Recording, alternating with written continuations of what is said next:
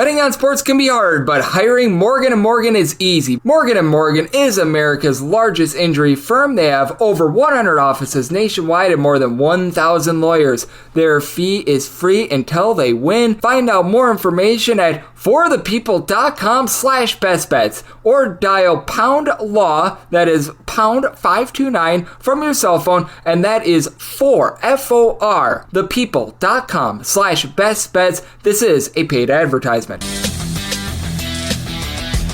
warm and brotherly hello. Welcome to lovely Las Vegas for Coast to Coast Hoops with myself, Craig Hoops Peterson, now part of the VSiN Family Podcast. We've got an excellent podcast for you.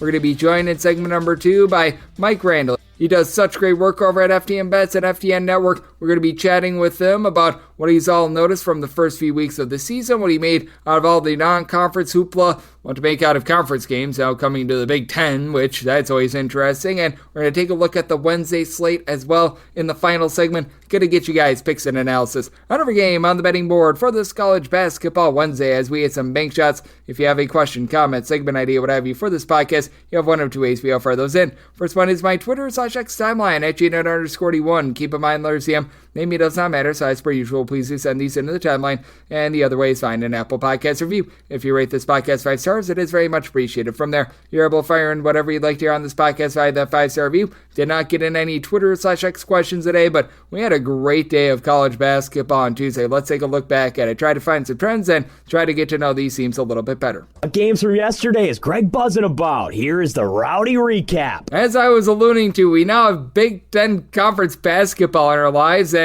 Wisconsin, they go down to Michigan by a count of 67-64. Danny Wolf, a very nice performance in this one as he's able to log for the team 20.7 rebounds, but Vladislav Golden played very well in tandem with them with 24 points, 5 boards. For Michigan, they go just 6 of 25 from 3, but for Wisconsin, they go 6 of 27 from 3-point range. Wisconsin won the turnover battle 12-10, but they do lose that rebound battle. John Tonje was able to give you 18 points, but not a lot outside John Blackwell and his 16 points, and a team in the Big Ten that was not playing conference play, that'd be Indiana. They are all over Sam Houston State in this one, 97-71. As for Indiana, they go 7 of 15 from 3-point range. They were able to do a nice job being much more efficient with their offense in this one, cutting the turnovers down to 12 with Malika Renew being able to supply 18 points, 10 rebounds, 5 assists. Meanwhile, for Sam Houston State, they lose the rebound battle 37-25. So nice win for Indiana. In the Big Ten After Dark game between two teams that you typically don't associate with the Big Ten, UCLA gets the job done 69-58. As for Washington, they go 3 of 16 from 3-point range. Washington actually wins the battle on the glass 40-35, as you did have Tyler Harris supply for the team 12 points, 11 rebounds. A great Osibor was great. He gave the team 14 points, 9 rebounds, but almost went off for a triple-double with 8 turnovers as well. But for UCLA, Tyler Bilodeau, he was able to give the team 16 points, and UCLA entered in the night number 1 in the country in terms of points allowed on a per-possession basis. So rock-solid defense there. And then for Iowa, they take down Northwestern by a count of 80-79. For Iowa, they were up in this game by double figures throughout much of the first half into the second half, and then things hit the fritz late. But for Iowa, they're able to get the job done thanks to a late 3, as you had Peyton Sanford go off for 20 points. He was able to go 4 of 9 from 3-point range. Josh Dix, he was able to give you 22 points on 3 of 8 3-point shooting. And for Northwestern, very good effort from Brooks Barnheiser. He was able to give the team 21 points, 10 rebounds, but for Iowa, the difference in this game at the buzzer, being able to can the 3, was Mr. Dix to be able to get them that win. And then we saw quite a bit of challenge play as well with the Big East versus Big 12 challenge, coupled with that the SEC-ACC challenge, and Tennessee all over Syracuse and the SEC-ACC challenge just by a kind of 96-70. As for Tennessee, they go 10 of 29 from 3-point range, but Syracuse without J.J. Starlin, and they were without answers in terms of their scoring, in terms of the starting lineup, as Elijah Moore did give you more. He gave the team 24 points, but problem was team got flattened on the glass, losing that battle by kind of 40-26, and then Chaz Lanier, 26 points for Tennessee. So a nice, powerful victory there. Also in the SEC-ACC Challenge, Texas A&M just completely mauls Wake Forest, 57-44. Ugly game here for Wake Forest. That goes 6 of 28 from three-point range. They actually win the turnover battle 18-15, but off the bench, Anderson Garcia, 5 points, 3 steals, 16 rebounds, and Wade Taylor was able to supply the team with 15 points. Efton Reed, he gave the team 11 rebounds, but he also gave them 2 points and 5 fouls. So that was not so tremendous for Wake Forest, and this was also not tremendous for the ACC. Oklahoma win and cover over Georgia Tech by a count of 76-61. This after Oklahoma was trailing at the half, by the way, by a count of 76-61. Less than savory first half for Oklahoma. They rebound in the second half with Justin Moore giving you more. 15 points, 11 boards. You had Kobe Elvis enter the building and give the team 12 points on 4 made threes. And for Georgia Tech, they do lose the turnover battle by a count of 11-7. And for Oklahoma, they win that rebound battle by a count of 37-33. A triumph for the ACC, though, with Clemson being able to get a win over Kentucky. This by a count of 70-66 as Kentucky goes just 7 of 27 from three-point range. They play even up on the glass, but Ian Shefflin, 20 rebounds all by himself. And then you had Jaden Zachary, Wacky Zachy, give you 4 steals in this one as Kentucky loses the turnover battle by a count of 12-8. And Kobe Brea, who's been such a good three-point shooter all season long, just really couldn't find his shot. He went just 1 of 2 from three-point range, so he was efficient in the 2 3-point shots that he took, but just couldn't find a lot of threes. So Kentucky, they go down. Also going down was Louisville. They get absolutely boat raced by Ole Miss, 86-63 the finals. We saw a lot of SEC domination, and for Louisville, they go 5 of 30 from three-point range. They lose the turnover battle by a count of 12-8. They did win the rebound battle 38-31. This is despite the fact that they lose for the rest of the season Kashawn Pryor, but for Ole Miss, 20 big points in this one out of Dre Davis. He was able to do a nice job going 2 of 3 from three-point range. For Ole Miss, just a very nice balanced effort in general from them. So they were able to get the job done. And then if you're looking a little bit more at the Big 12 versus Big East battle, a nice win for the Big East and a much needed one for them. Villanova,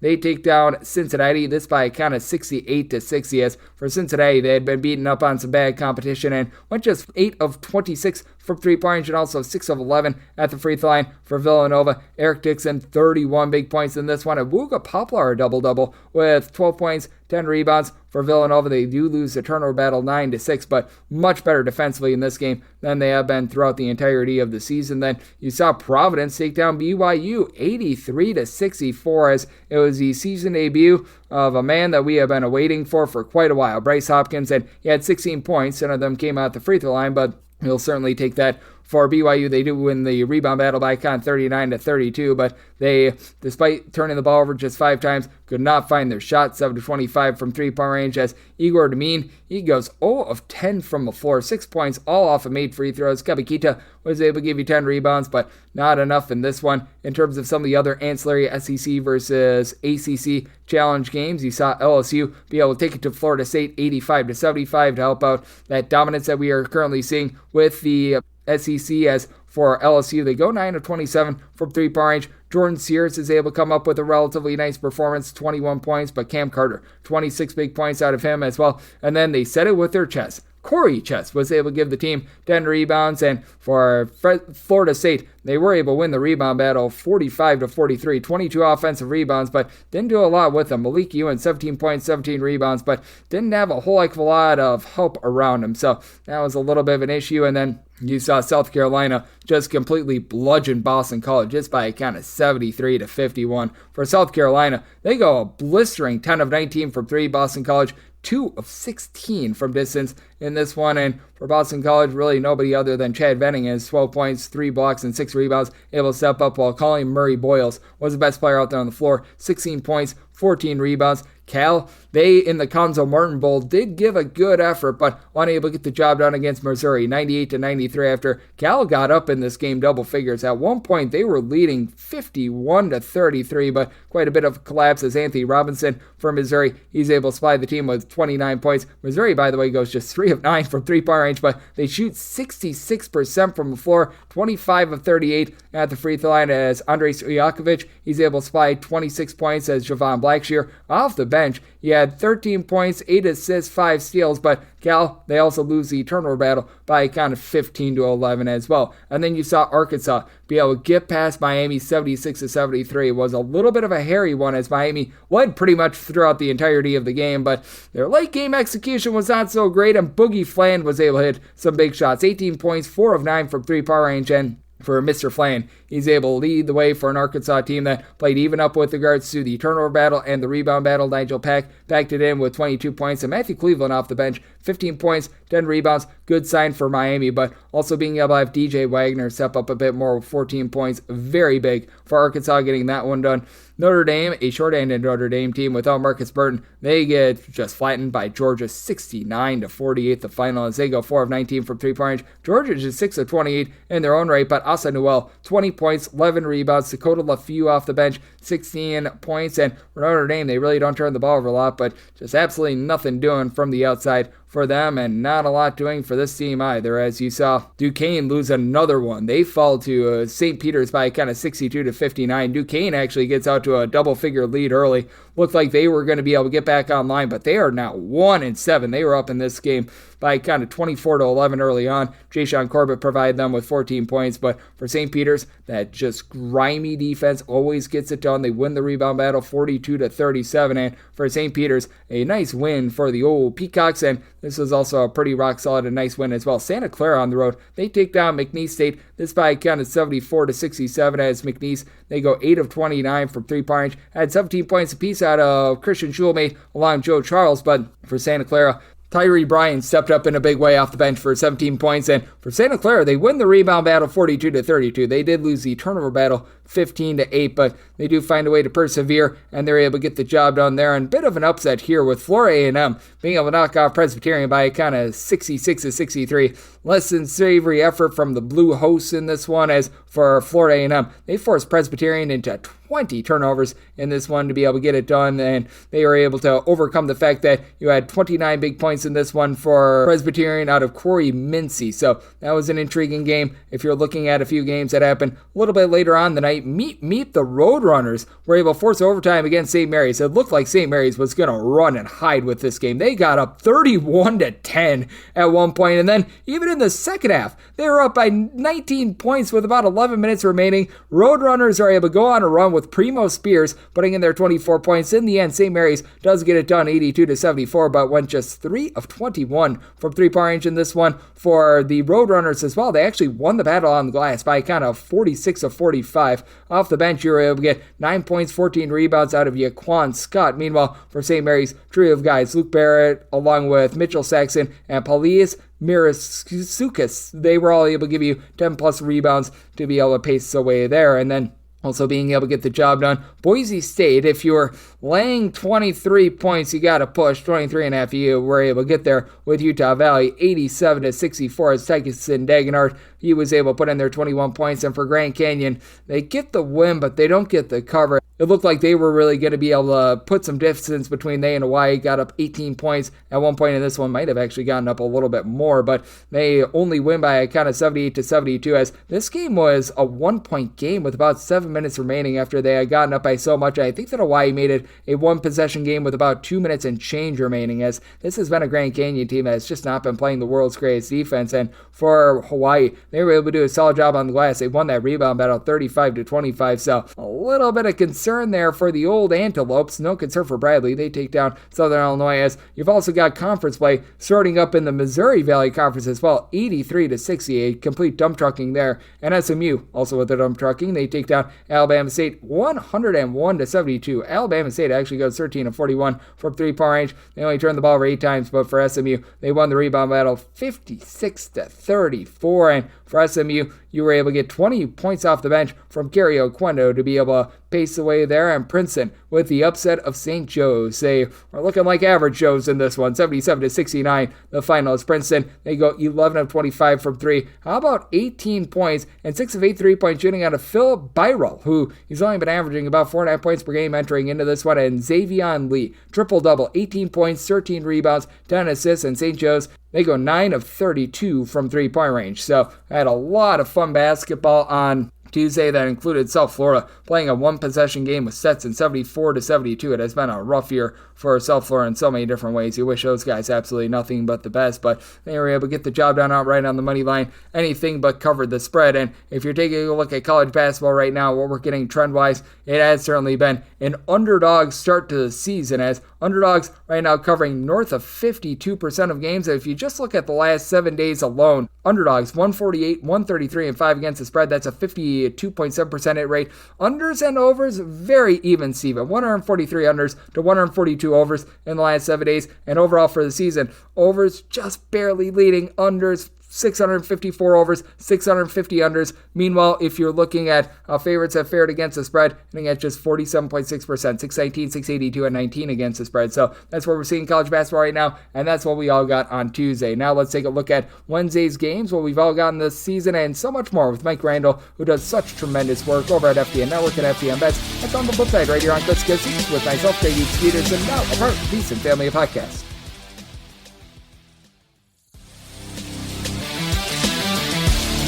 And we're back here in lovely Las Vegas for Clips Get Seats with myself, Greg Peterson, now part of the Cen Family Podcast. Always great to be joined by this man, as we've got Mike Randell aboard. He does great work over at FDN Network, FDN Bets, doing amazing work on the basketball front, but not just the basketball front. I know that he's been doing amazing work with regards to football all season long, as well as we're getting into crunch time. We're now in December. Now we've got snow on the ground on these games, and that's tremendous. And as the weather cools down, the action on the hardwood also heats up. You're able to follow Mike Randell on Twitter/X at RandellRant all together. Mike, always a pleasure, my friend. Thank you.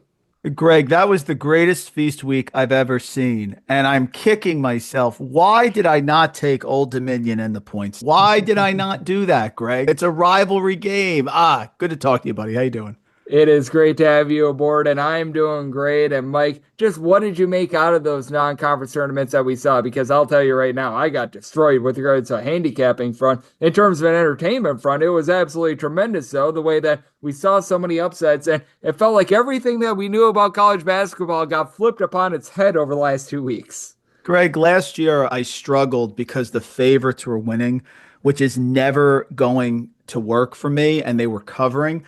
This year, I'm off to a really strong start because I just like the underdogs. Teams like UConn, I've been very outspoken. I thought they were going to regress. And what I mean by regress, and we've talked about this on the show, I'm not saying they're not going to be good, but I'm saying it's not going to be 31-2 again. And so that one was helpful. Houston as well. I think the loss of a player like Jamal Shed cannot be overstated, and you just can't plug players in, as great as Kelvin Sampson is. And LJ Cryer's been okay, but Milos Uzan, I wasn't sure if he was really ready to step into that role, transferring over from Oklahoma. So overall, just a great feast week. Overtime games, last second games. Auburn, again, head and shoulders above everyone else for me. They're not first in our power rankings, ironically, but they are head and shoulders above for me. Just a great job. And Bruce Pearl, boy, Janai Broom right now is player of the year. I know it's early, but he's just been fantastic. Yep, absolutely. With Janai Broom, I'm right there with you. I feel like he should be the player of the year front runner. As of right now, we're going to be seeing him in action on Wednesday against Duke. As of right now, we don't have an opener on this game, but I look at this one as just really a clash of two amazing teams. Duke, they lose that game in Las Vegas against Kansas, but in my opinion, no shame in something like that. Meanwhile, you've got a bunch at Auburn that I feel like they've been the best team in all of college basketball as of right now. I feel like they've been so complete in general, but when you go into Cameron Indoor Stadium, as we know, that is one of the toughest venues in all basketball to be able to get a win in. How do you take a look at this matchup? Greg, I get all of that. I do, and I'm not saying you're wrong, but I like Auburn here. Duke has struggled at the end of games, and they are relying an awful lot of Con Knippel and Cooper Flagg. And Flagg is still 17, Greg. He's going up against a massive group of older players in this matchup. I get that it's home, but I also think the line is going to reflect the public support of Duke. I like Auburn in this matchup. You're going to give me points with them. I think they are that good right now, and I'm concerned about their late game execution. Their defense is certainly solid as always. They've had some unfortunate luck. Teams are shooting 80% from the free throw line against them. That's unfortunate. But Auburn is just a different breed. They're going to have to guard Broom inside. I don't know if they can do that. They don't turn the ball over, Auburn. I'm going to lean Auburn right now. Depends on the line, but Ken Pom has it at 2.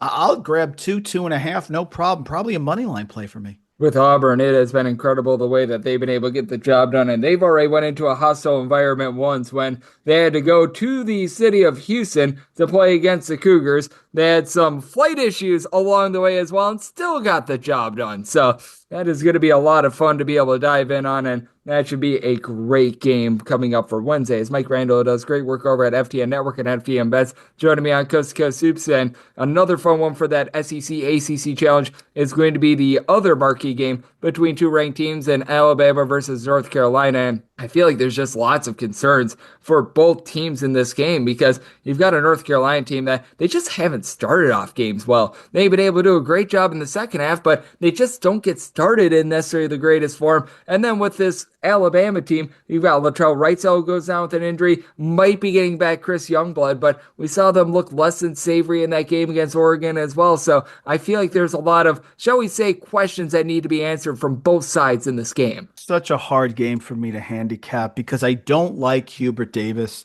I don't like his strategy, his in-game adjustments. And Greg, maybe I'm just affected by a couple years ago when he said he didn't know that Iowa State could possibly throw 1-3-1 at them or whatever he said. On the other side, Alabama ruined my second year in a row calling a team to the Final Four. 2 years ago was Florida Atlantic. Last year was Clemson. And they shot the lights out in that entire tournament, but especially against Clemson. And my point is, I think the variance is high with them.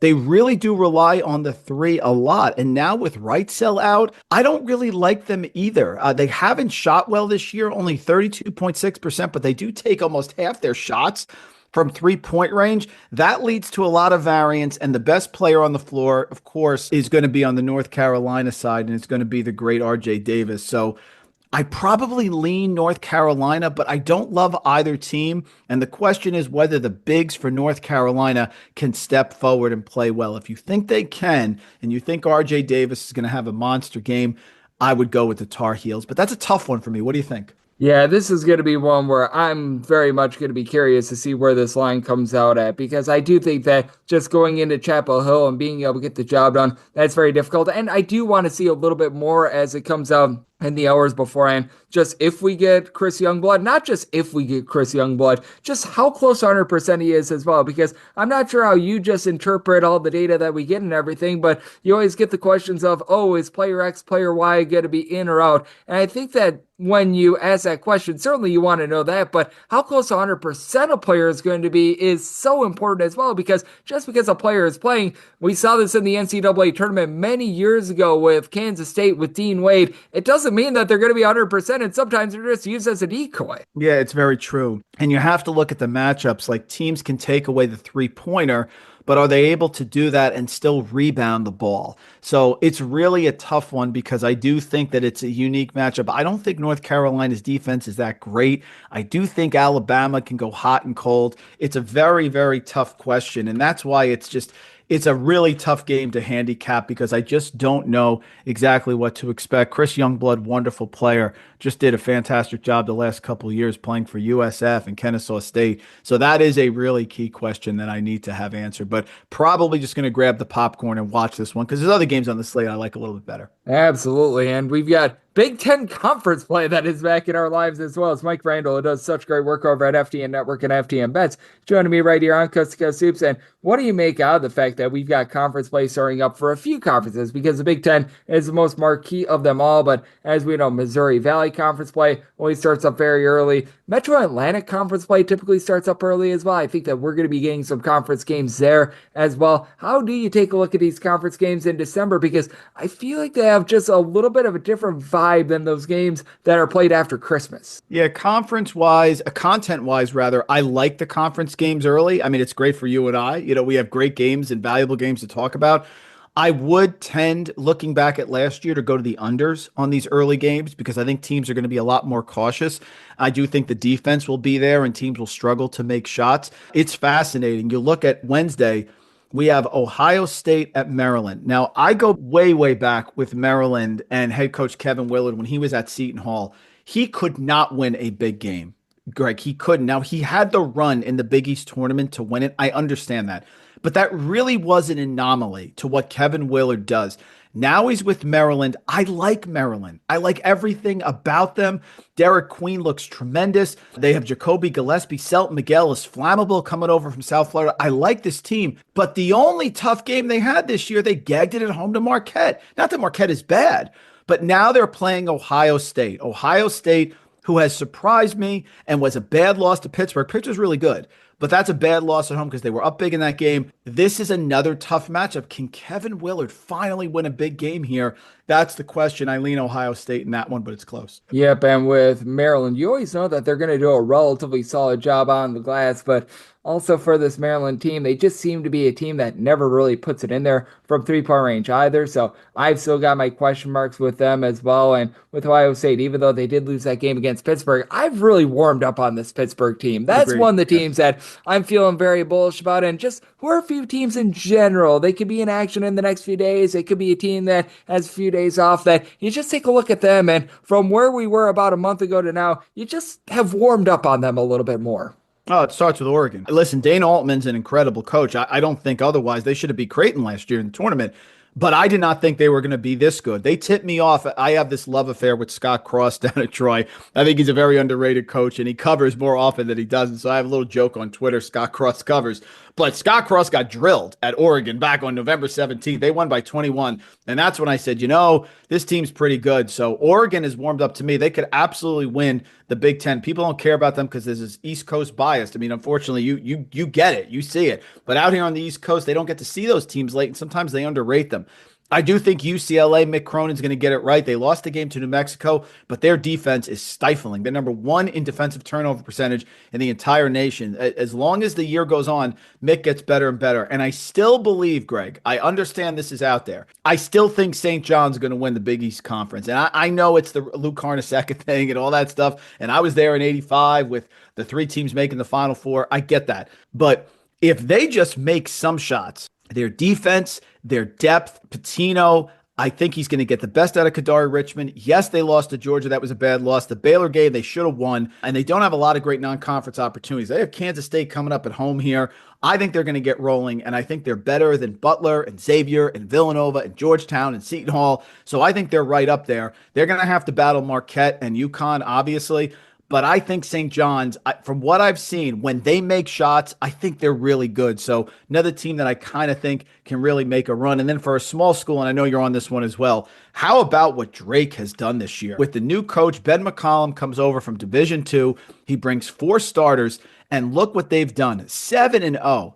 Beating Miami, I don't care if Miami's down, still impressive. Florida Atlantic is talented. They beat Vanderbilt. They beat an SEC school with 4 Division II players. For a junkie like me and like you, I love those teams. So Drake, I still made so much money a couple years ago when they started the year 16-0 and 16-0 against the spread. I'm back on the Drake team, baby. Great job by Ben McCollum. The Drake has been treating us very well this far this season. And just these guys that were at the Division II level coming up to the D1 ranks, just in general. Cal Poly, Mike DeGeorge being able to get the job done against Stanford. And that Cal Poly team has been so bad for so long. They have been the opposite of Drake in terms of against the spread over the last decade or so. They've been able to turn over a little bit of a new leaf as well. So that has been really nice to see. And just in terms of what we're going to be getting over the next few days in general, we hit upon a few marquee games. Is there anything else that you're going to be looking out for? Because alluded to it, we're going to be getting some of those conference games out there in the Big Ten, which is going to be very strange when we see things like Oregon versus UCLA on the Big Ten Network. I'm going to be wondering what sort of a planet I just fell into, but that said, that is going to be happening, and that's going to be amazing. But anything else that you're really looking for the next few days? Is Memphis good? I think Memphis is good, but isn't this the classic sleepy spot against Louisiana Tech, who is the favorite in Conference USA?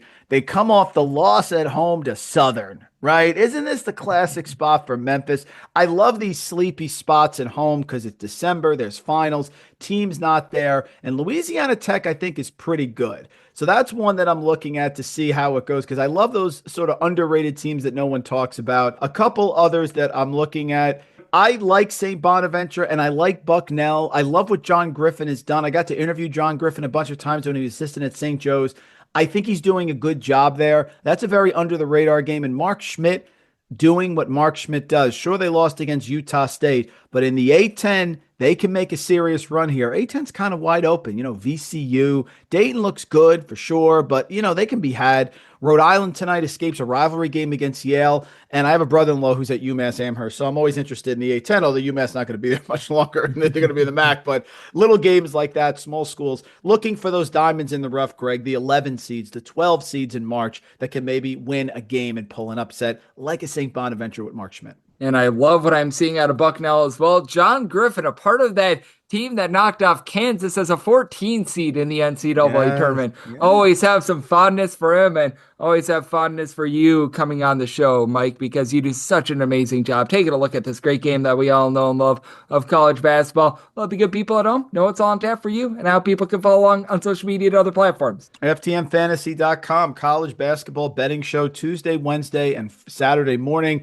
Trying to keep up with the great Greg Peterson here, giving our picks out. It's a totally free show. Join us, like and subscribe. We have all our content, our models, NBA models, our data, our charting, all that stuff. Come on over to FTN Fantasy. Join us anytime. Absolutely, and it's always great to be able to get Mike aboard. So big thanks to him for joining me on Cusco Superstar, part of the VSiN family of podcasts. And coming up next, it is that time of the podcast. I give you picks and analysis on every game on the betting board for this college basketball Wednesday as we hit some bank shots.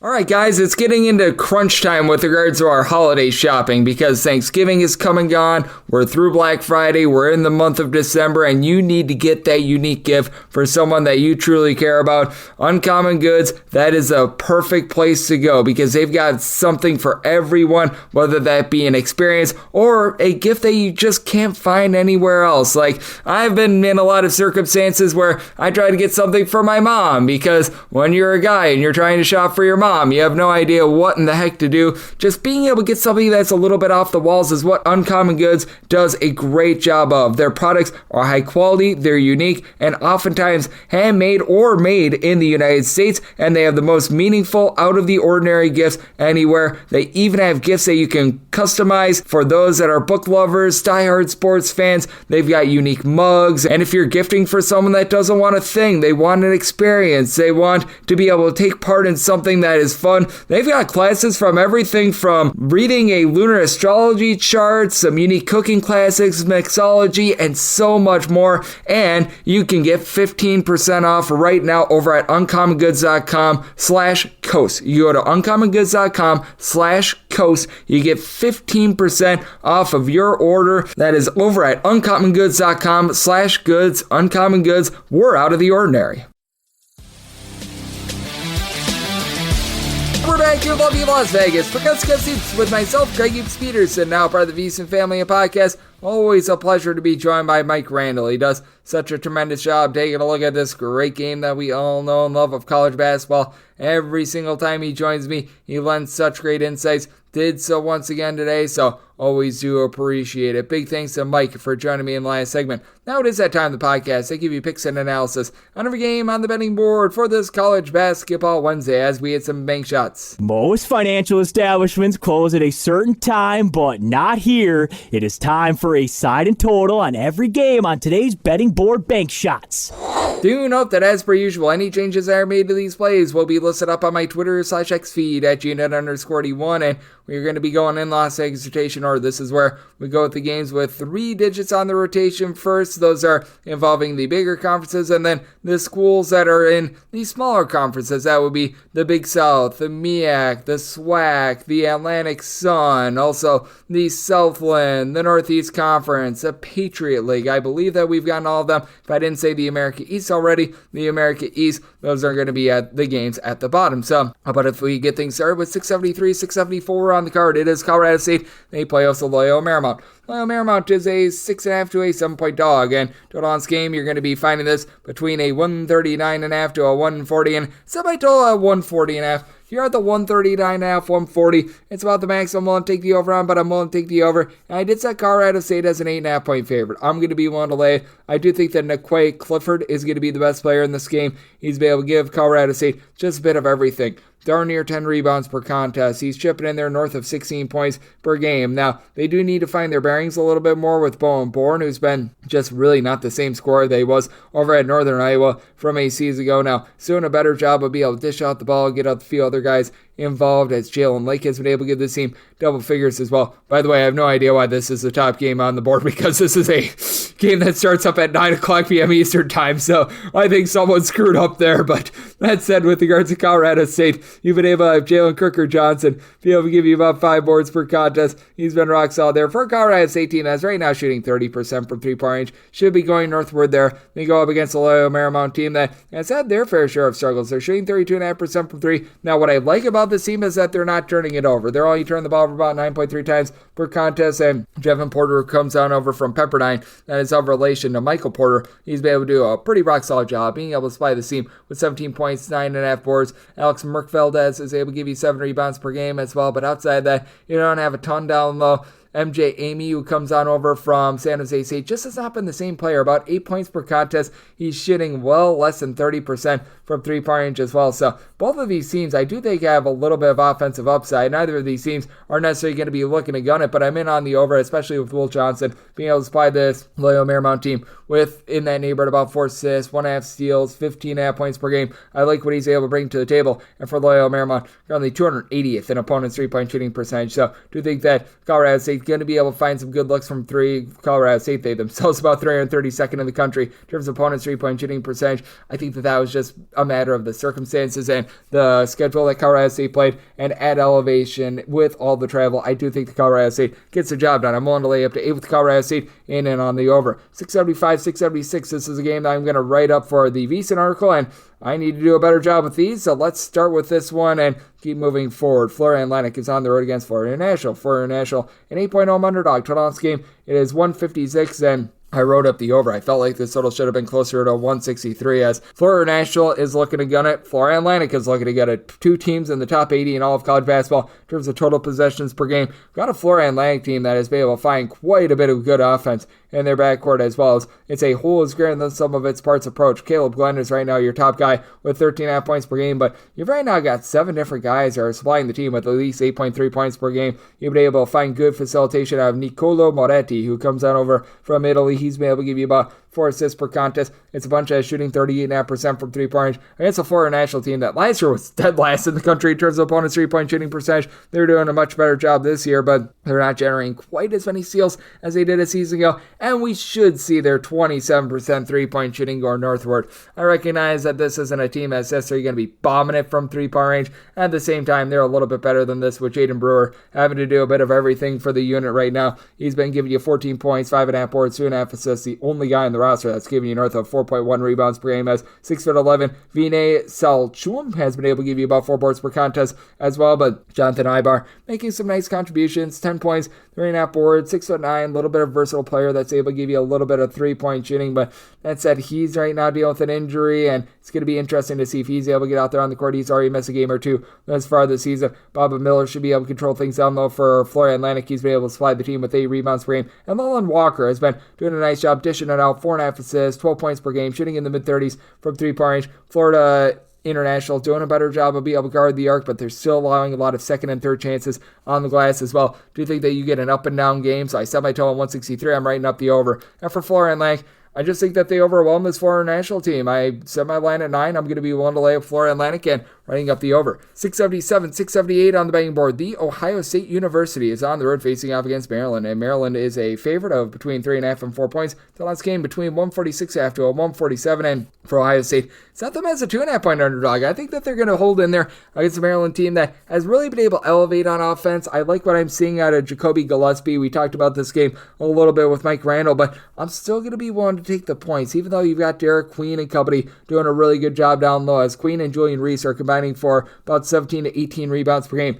Devin Royal's really been able to step up for Iowa State recently. For Royal, he's been able to royally give the team 8+ rebounds so far the team's last 5 games, double figures in each of the last 4. He is a big elevator for this Ohio State team in general, a team that has been very efficient with the ball. They're only turned the ball over about 11 times per contest. You've had Micah Parrish be able to give you 40% three-point shooting with about 11 points per game. You've got 5 separate guys. They're able to give you at least 7 points per game. As we know, Aaron Bradshaw not going to be walking through that door for the team, but you've got John Stewart down low, who's been able to log for the team about 6 boards per contest. Bruce Thornton has been that main facilitator with 6 assists, 16.5 points per game. As he and John Mobley both shooting above 50% from three-point range, that should be taking a little bit of a dive, as right now Ohio State is shooting 44.8% from three-point range. Fully expect some regression there. Got a Maryland team that they're shooting 34% from 3. I actually think that that's very sustainable, as you've got Rodney Rice, who comes in from Virginia Tech. He's right now shooting 40% from 3, 12.5 points per contest, but is what we saw to Sean Heron Smith a few nights ago. Double figures against Alcorn St, for real or not, because he has been a big disappointment over the last few seasons. Celton Miguel is giving you about 9.5 points per game, but still do have a few question marks with this Maryland backcourt. I do think that Ohio State, even though they're going to cool down from three-point range, does just enough to be able to hold in this game, like what I'm seeing out of Devin Royal. And this is a Maryland team that has been, once again, one of your better teams defensively in all of college basketball. I was talking about Ohio State and their three-point shooting. They now face off against a Maryland team that they're allowing opponents to shoot just 29.1% from three-point range. So do think that this is going to be a game that gets bogged down. I set my line at a 140.5 in terms of total and on the under, and we'll take 3+ here with Ohio State. 679, 680 on the betting board. Baylor is on the road against UConn. UConn opened up in a lot of places and like the offshore numbers as like a 4.5 to a 5-point favorite. Right when you saw the Alex Caravan injury, and that makes things all sorts of murky in general, but I had this before the Caravan injury as UConn being a 6.5 point favorite. I've dropped it to a 3.5, between 2 and 2.5. I'm going to be willing to lay it. I'd be much less jonesing to make it a write-up or anything like that, but I am going to be in on UConn in this one just because I do think that they're going to bounce back after what we saw in Maui, and we've seen Baylor already drop a few games themselves. For Baylor, this has been a team that over the last few years, they just have not been the same three-point shooting team when they've been away from home rather than at home. Overall for the season, shooting 38% from 3, but you may recall last year, they shot north of 44% from distance at home, right around about 35.5% away from home. And they've got 5 different guys that are giving you at least 11 points per game. VJ Edgecombe, not necessarily giving you a ton from the outside, but 11 points, 5 boards, 2 steals, 3 assists. Nice stat sheet stuff for Jeremy Roach. Now shooting in the mid-30s from 3, 13.5 points per contest. Jaden Nunn has been able to shoot 49% for 3. No Chad Omier, averaging a double-double, but this is a Baylor team that, again, a lot of their good numbers have come against the likes of Tarleton State, New Orleans, and company, and for UConn, with Alex Caravan not being out there, you're going to be relying a lot on Liam McNeely, who I think is going to be able to step up to the plate. 12.5 points, 5.5 boards, shooting in the mid-30s from three-point range. The big thing for this UConn team, good, clean, flowing offense. I think that Hassan Diaria is going to be able to provide that. He's been able to give the team 5 assists per game. Now, in the step-up games for UConn, obviously, less than savory when they went out to Maui. They've yet to beat a real opponent, but also, all those games in Maui were not in Stores, Connecticut, and I do think that that home court advantage is going to be big for them. And Solo Ball is someone that I really like, the way that he's been able to elevate for the team as well. Not going to give you a ton on the ball, but 13 points per game and 6'3". He's been able to shoot well north of 44% from three-point range, double figures in the last 5 games. I do think that UConn has just enough to be able to get by, especially with what you've been able to get down low at Tarius Reed. And then the big key, Adam Mahaney. Is he going to be able to step up in this game? I think that he's going to be able to give you a little bit more than what he's shown thus far this season. So I'm in on UConn. I'm willing to lay up to 3 with them. And with this total, I did set mine at a 143.5. I think that UConn, a team that last year was playing at a very slow, grimy rate, I do think that they're going to be looking to really slow this game down and make this a very much slog. So looking at the under, and I'm going to be willing to lay with UConn. Here's another game that I'm going to be writing up, 681, 682. It is UW Green Bay on the road against IU Indianapolis. IU Indy, a 4.5 to a 5-point underdog. Totals between 153.5 to a 154. I said IU Indy as a 1.5 point favorite. I like them outright on the money line. The UW Green Bay team is just absolutely wretched on defense. They are outside the top 300 in terms of points allowed on a per possession basis, and they're getting bludgeoned on the glass. 351st entering into Tuesday in terms of their overall rebound rate. I do think that for IU Indianapolis, even though they don't necessarily have ideal size, they're going to be able to win that battle down low with Sean Craig, the 6'7" big man, being able to give you 9 points, 8 rebounds per game. Now, for for UW Green Bay, they've got Anthony Roy right now leading all of college basketball in scoring, shooting 44.5% from three, 27.5 points, 5.5 boards, 3 assists. He has been tremendous. But Isaiah Miranda, former top 200 recruit, spent some time at NC State, Oklahoma State. He's given you nothing this year. He's played in 4 games and has averaged about 3 points per game when he's been actually out there. And outside of Anthony Roy, you've got Marcus Hall, who's able to give you 14 points, 4.5 boards per contest. Really, nobody else is providing anything for this Green Bay team. They do shoot 80% of the free throw, and that's something that you do like to see. But for IU Indy, I do think that the backcourt going to be able to step up. Paul Zelikskis, he comes over from Lithuania. He's been able to shoot north of 44% from three-point range for this unit. Overall, IU Indy shooting 35.5% from three, turned the ball over just 11 times per contest, and they've been rock solid in the backcourt. Down low has really been where the issues have popped up, but even with some of their guys, like a Keenan Gardner, being able to give you about 5 or so rebounds per game, being able to get some versatility out of Tamaris Brown, who's been able to log for the team right around about 7.5 points, 5 boards. These guys have been able to step up in a big way. Think that they win that battle down low. Even though Anthony Roy is going to be the best player out there in the court, I think that IU Indy has just a little bit more in general. In terms of the depth, I did set my total at 153.5, so here at a 154, that'll begin to be my buy point on the under, as I do think that both of these teams are going to be a little bit less than savory with regards to some of their shot making. We've seen Green Bay now score 70 points or fewer in 3 of their last 5 games, so I'm in on a 154 or higher to the under, and I do like IU Indianapolis outright on the money line. We'll be writing them up for the VSiN article. 683, 684 on the betting board. Campbell is going to be playing us Coastal Carolina, and Coastal Carolina is a 3.5 point underdog. Total on this game is 130.5, and with Coastal Carolina, did set them as a underdog of 5 points. I'm going to be willing to lay with Campbell. Just a brand spanking new team right now with this Coastal Carolina unit, and they're having a tough time being able to find their bearings. They bring back one guy in Henry Abraham from a season ago who's been able to give you a few assists per game, but has not been able to really give you anything in terms of the scoring department. They bring in a guy in Justin Gary, who I think is going to be able to get things online with this program, but just didn't bring with him a lot of transfers. Rashid Jones to be able to give you 12.5 points per game, but it's a Coastal Carolina team that shooting about 36.5% from three-point range. Much of that came against outmatched competition, but they're showing some fight on offense now. They're about 359th in the country in terms of total possessions per game, but they're getting a little bit more going on offense, and they've actually been able to score more points per possession when they've been away from home rather than at home. Campbell, a little bit of a slow and controlled team as well, with having Jason Sani be able to lead the way with 14 points, 5.5 boards. They really don't have a ton down low, though Nick Dorsey has now been able to add about 6'5", give you about 5.5 rebounds per game. A lot of positionless basketball for a Campbell team that is shooting just 30% from three-point range. They are generating nice steals per contest, so they've been able to do a solid job on that front. This Coastal Carolina team, though, they should have a bit of a advantage down low with Noah Ammenhauser. He's been able to give the team about 7 boards per contest, but with the way that Campbell is able to dominate in the backcourt, with the way that I think that Coastal Carolina's been a little bit fortunate with their three-point shooting as well, being able to build themselves up against, shall we say, lesser competition. Campbell stepping up to the plate, playing against teams like Ohio State, Navy, and Company. I do think that Campbell going to be able to find a way to get the job done, and I do think that Coastal Carolina going to look to play a little bit more quickly. They've scored 70-plus points in now 4 of their last 5 games, so I'm going to be looking at this total over, so my total 137, as I do think that this game has some late-game fouling to be able to help you out with that total as well, so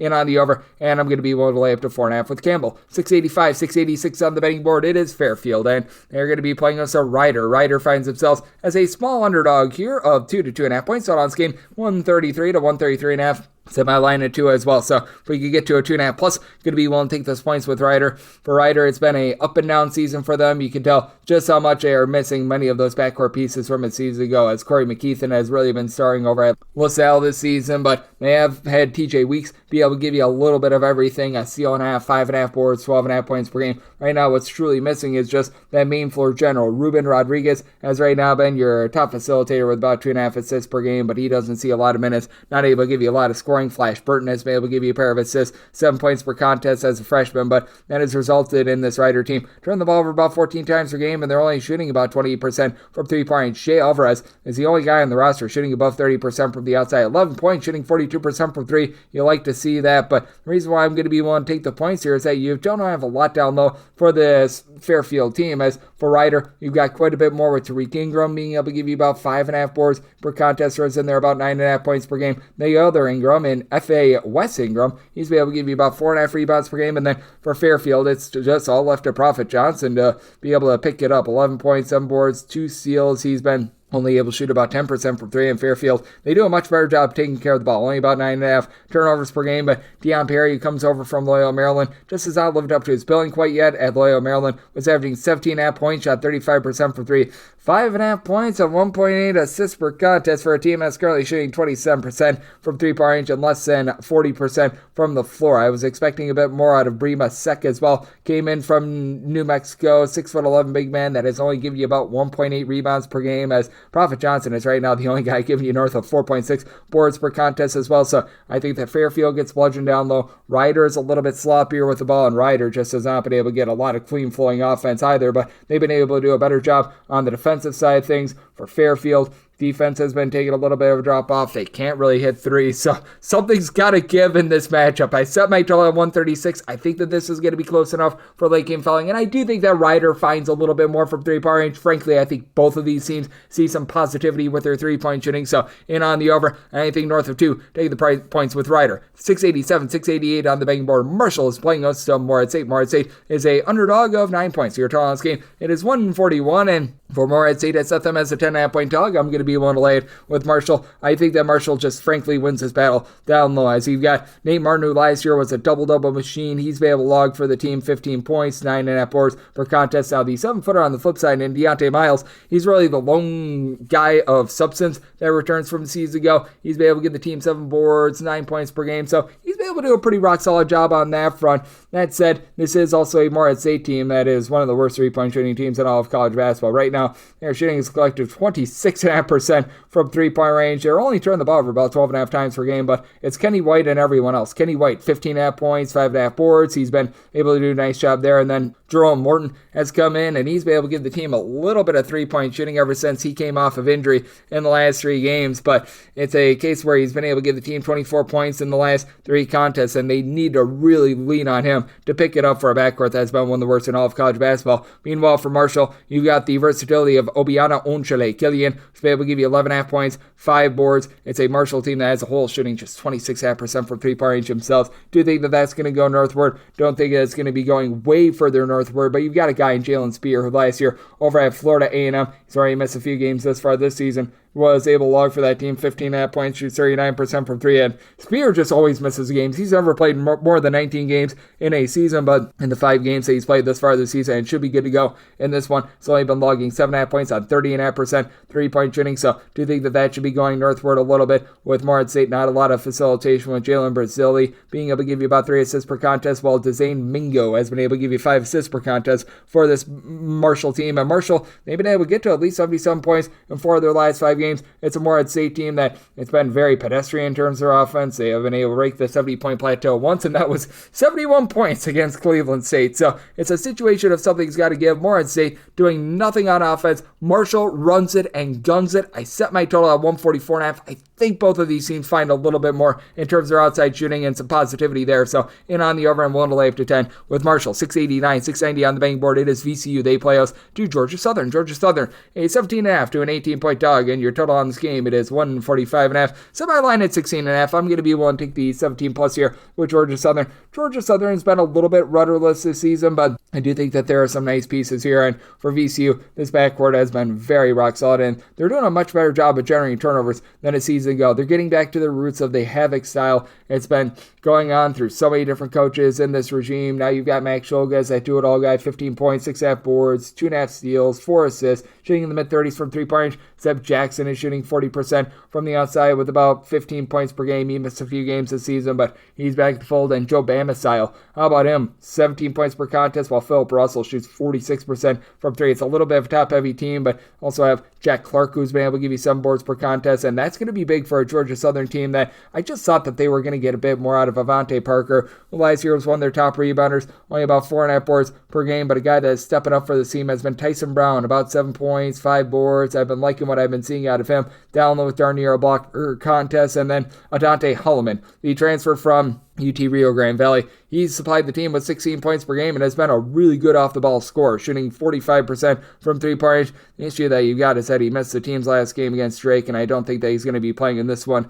In that game, they scored just 47 points, but we've seen this defense play a little bit better in the last two games as well. They have allowed in their last two games a combined 111 points, so it's a case of something's got to give, as Georgia Southern is really looking to push tempo, but with Holloman out, they've been looking to dial that back a little bit more, and for VCU, they were playing very slow and controlled at the beginning part of the season. Now they've gotten to 77 plus points in 3 of their last 4 games, but that said, I do think that you are going to be seeing this game be cranked up tempo a little bit more, even with VCU being able to generate more turnovers, as Georgia Southern, they're really looking to push the tempo, and I think that they're going to be able to get quite a bit more out of Nicavion White, one of the top junior college transfers in all of college basketball, according to JUCOrecruiting.com, 6'7" combo player that's right now shooting 36% from three-point range for a Georgia Southern team that they need to clean up those 16.5 turnovers per game, as he's had north of 3 per contest out of Dante Horn, but feels like as every game has gone along, he's gotten a little bit more acclimated with regards to this offense. He needs to pick up the, right now, 22.5% three-point shooting, but I do think that the stabilizing force of Bradley Douglas, a former starter of Little Rock, being able to give the team double figures, going to be just enough for Georgia Southern to hold in this game.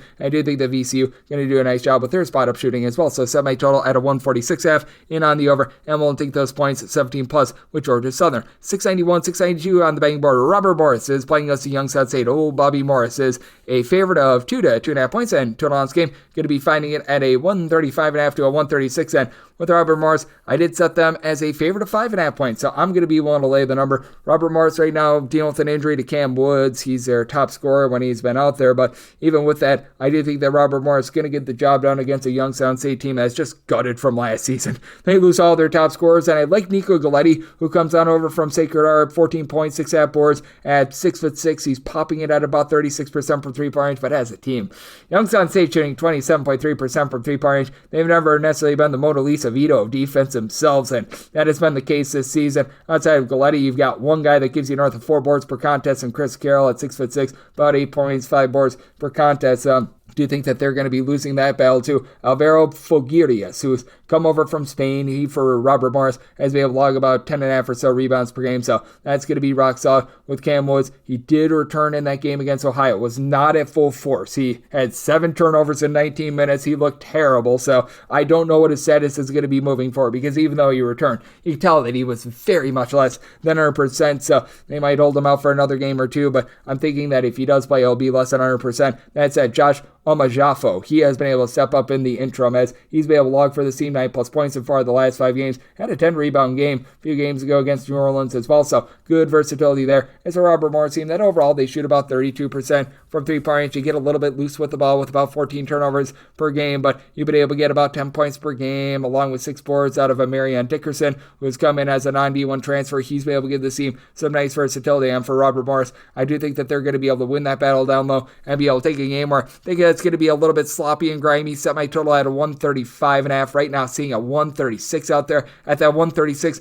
one to dive under, and I'm willing to lay with old Bobby Morris. 693, 694 on the betting board. It is Belmont playing us Illinois State. Illinois State, a 6.5 to a 7-point dog. Totals between 150 to 150.5, and with Illinois State, going to make them a 4-point underdog. So I'm going to be willing to take the points with Belmont. They've been dealing with a few injuries in their backcourt, and this is just a team that they lose so much in general from last year. Last year, their top 3 scorers are pretty much out of the fold, as right now they are very much looking to Carter Witt, who comes over from Furman and was a nice facilitator, but wasn't necessarily some sort of ball-dominant scorer to really lead the way for this unit. And then on the flip side for Illinois State, they were one of the worst 3-point shooting teams in all of college basketball, and they've been able to turn over a new leaf, as Johnny Kinzinger has been leading the way with about 2.5 assists, 14 points, shooting 40% from 3. Right now, the team is shooting 37.5% from the outside, 79% the free throw line, with fewer than 10 turnovers per game. They leave a little bit of something to be desired down low, but Chase Walker has been able to pick it up at 6'9". He's been able to give you about 6 boards per contest. You get 11 points, 5.5 rebounds, 2.5 assists out of Ty Pence, who at 6'6"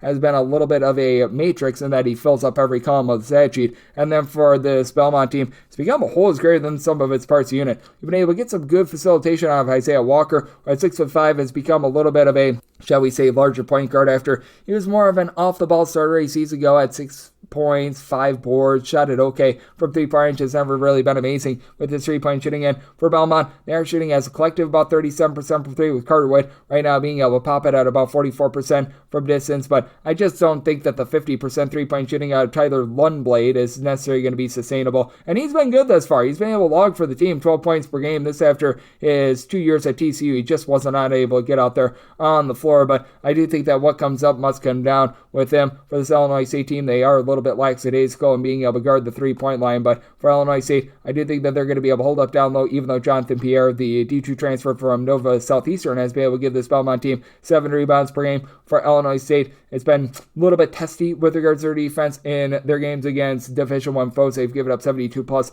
in each of their last 4 games. It's a Belmont team that they're very much looking to run it and gun it, but they themselves leave quite a bit of something to be desired on defense. That said, I do think that Illinois State holds in there. I think that this is going to be a little bit more of an up and down game. I set my total at 154, especially with both of these teams not necessarily doing the world's greatest job of being able to close out from 3-point range. And Illinois State, in terms of their defensive rebound rate, they deny the second chances, which I think is big. They are allowing opponents to grab a rebound on just 19.5% of their misses in road games, top 15 mark in all of college basketball. That keeps them lively in this one as both teams knock down their shots. So set my line at 4. I'm going to be willing to take the points here with Illinois State, and you're at a 150 to 150.5 in on the over. 695, 696 on the betting board. It is Virginia on the road against Florida. Florida finds themselves as 15.5 to 16-point favorites still on this game. It is 132.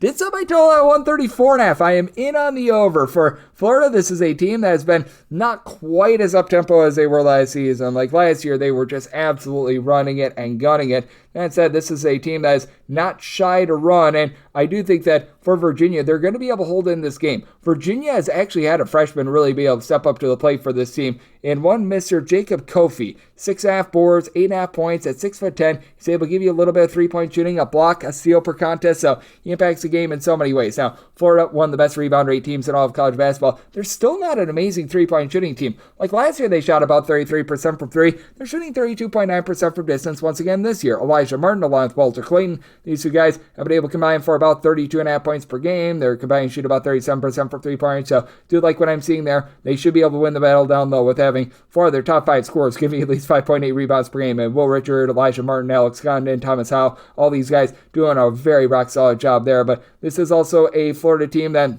I do think that they've got a few cracks in their armor with regards to their 3-point shooting defense as well. That's where Virginia is going to need to be able to hammer them home, as you've got a guy in Isaac McNeely who's been able to give you 13.5 points per game last year, shot 44.5% from 3-point range. This year shooting 50% from 3-point range. Again, that's a number that I think is going to be going downward a little bit. And for this Virginia team, it is a team that's in quite a bit of transition, but for Virginia, they've still been able to play some solid defense. I'm not going to call it amazing or anything like that, and we saw with Virginia last year, they gave up on the road about 20 points more per 100 possessions than they did at home. But it's a Virginia unit that right now is in the top 70 in terms of points allowed on a per possession basis. This is a Florida unit that did a very good job in that ESPN Invitationals event, absolutely bludgeoning Wake Forest along with Wichita State. But those are very much lesser teams, and we'll say that this is not a Virginia team that you're used to seeing. But for Florida, I do think that they're going to have a few issues with this Virginia unit. I do think that Virginia, and the way that they, for lack of a better term, don't turn the ball over. They don't necessarily do a ton that is special on offense, but they only turn the ball over about 11.5 times per contest. They shoot about 39% from 3-point range. They execute just enough to be able to hold in this game. So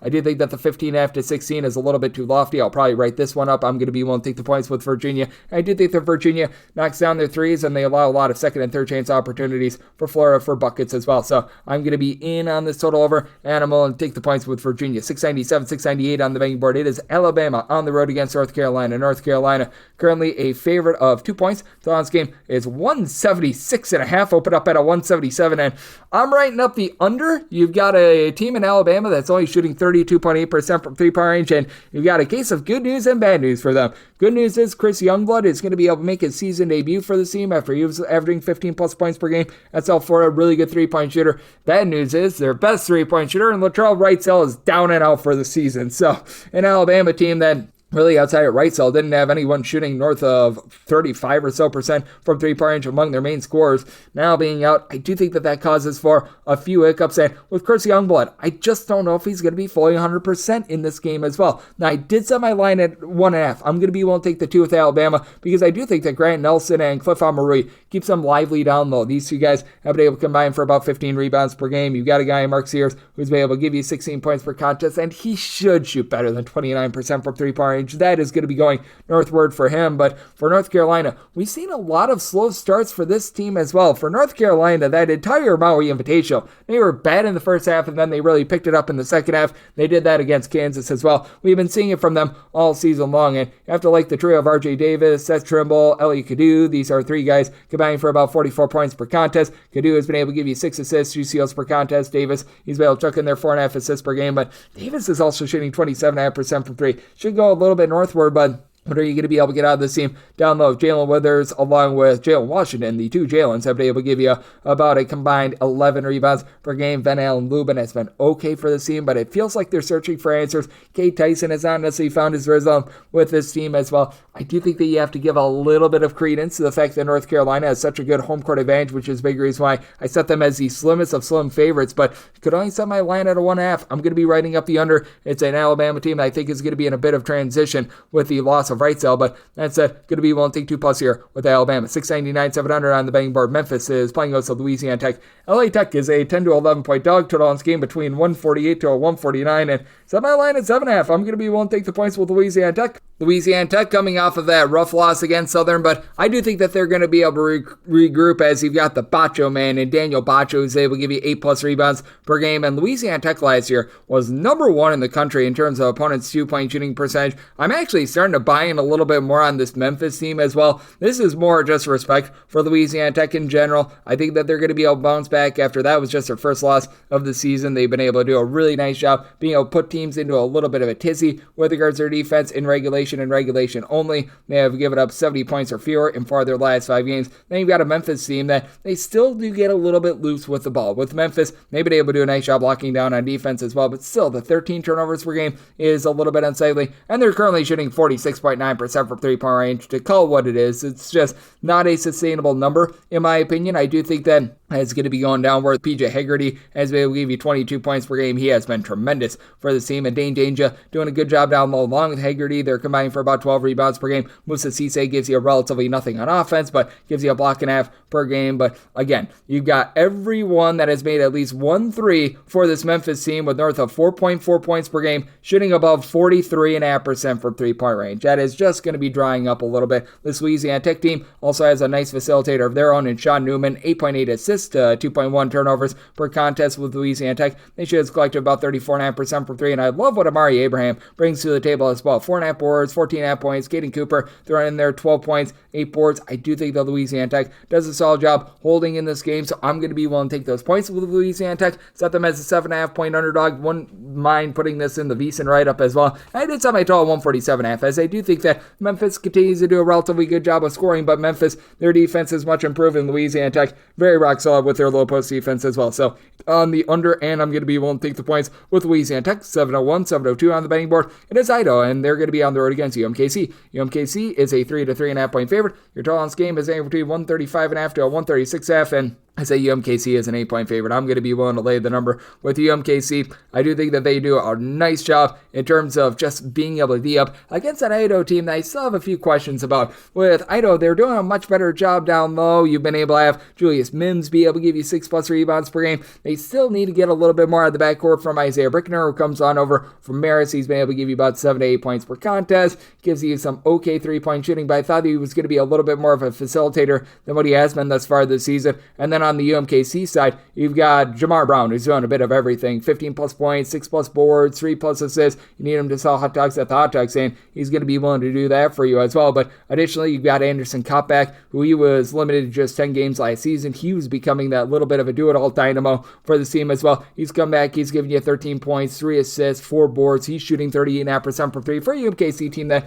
overall they've been able to generate north of 10 steals per game. They're really doing a nice job digging up. It's an Idaho team that they don't do the world's worst job of being able to hold on to the ball. They've been turning the ball over about 12.5 times per game. Nothing great, nothing terrible, and been able to get about 12 points per contest out of Christian Gonzalez, who's been able to shoot about 37.5% from 3-point range. But I know that they've got Tyler Miras, who just needs to give you a little bit more on the rebounding front at 6'7". He's only been able to haul in there about 2.5 rebounds per game, though I will say shooting north of 40% from 3-point range. That's a good sign for a team that, as a whole, they're shooting 36.5% from the outside. But I do think that UMKC does a solid job down low. I think that they make this game relatively grimy and gross with regards to their defense, and I do think that for UMKC, they're able to get their style in this one. So it is a circumstance where I'm going to be willing to lay it with UMKC, set them as an 8-point favorite, and did stop a total of 136 here at a 135.5. It's a maximum and take it over on, but I'm going to be willing to take the over. 703, 704 on the betting board. South Dakota is going to be playing against Idaho State, and Idaho State does find themselves as a 3 to a 3.5 point underdog. Total on this game in between 153.5 to a 154, and